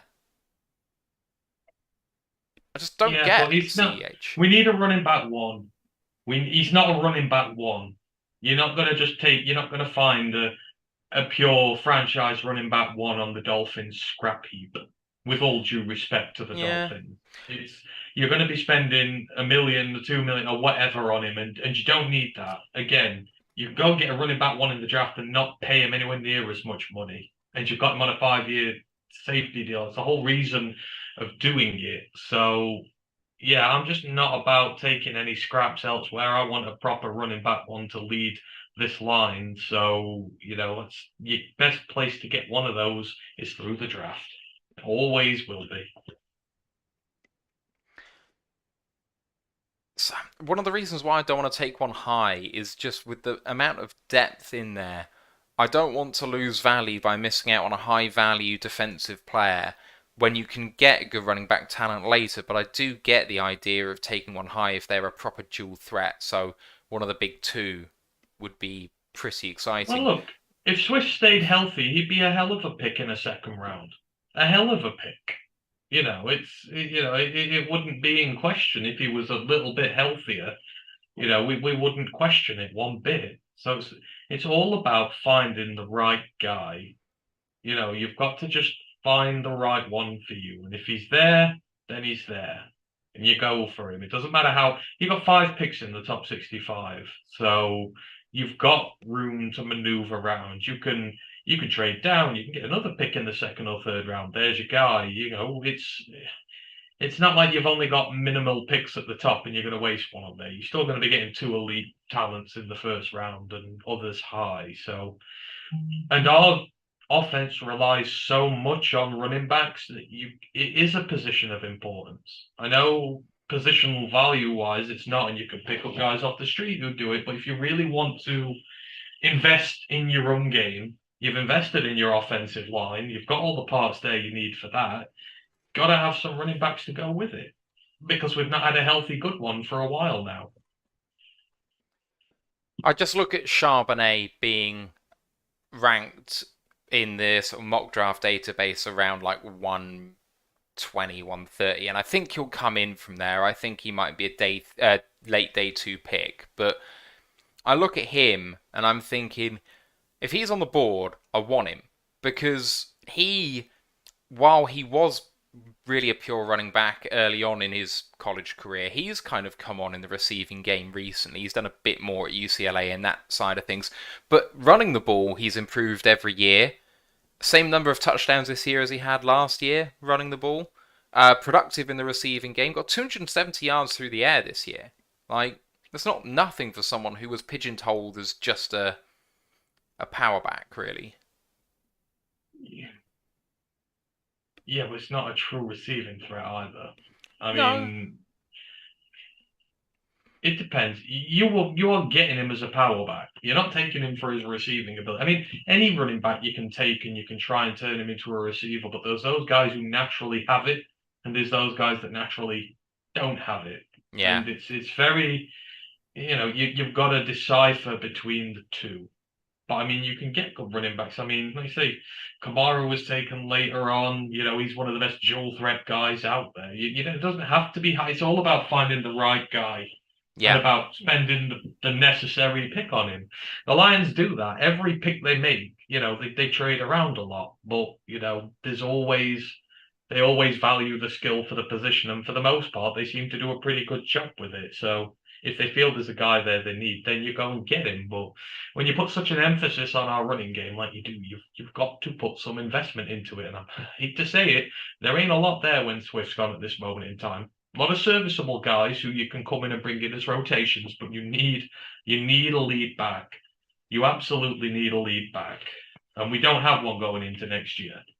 Yeah, we don't. We don't, because Swift can't be relied to be healthy, and Jamal can do the business, but you'd want someone more dynamic with him being your change of pace, because he's just been so good. Geordie's going all the way the other way, saying let's trade all our running backs for Nick Chubb. I think that would be too cheap for him, unfortunately.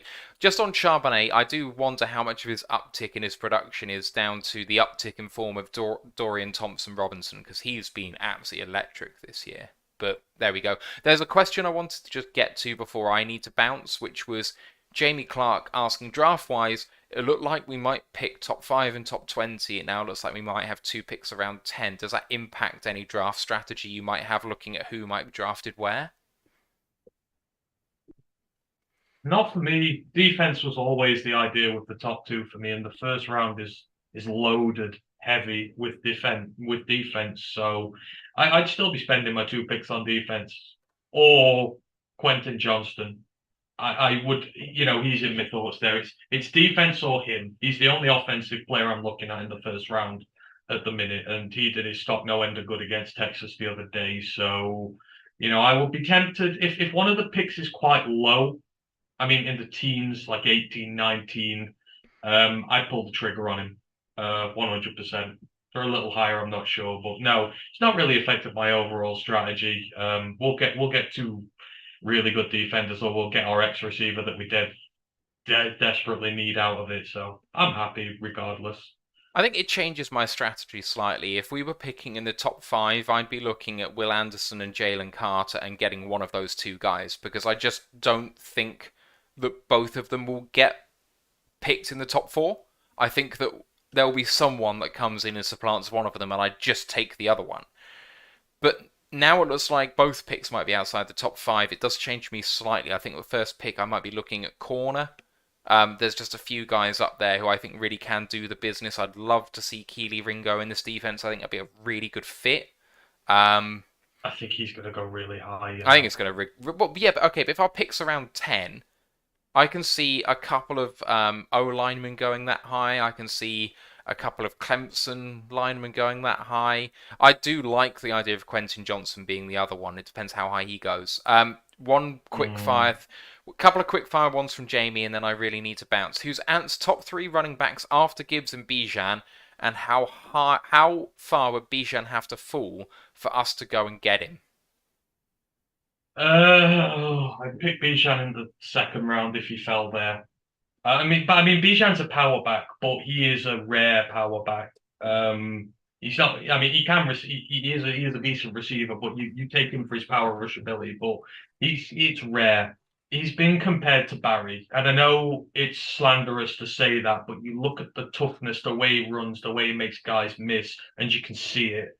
So I'd pick him in the second quite happily. I don't think he's going to get there. I think he's going to be gone in the teens personally, but that is a bit too rich for my liking for us. But if he slipped, oh yeah, I'd be all over him.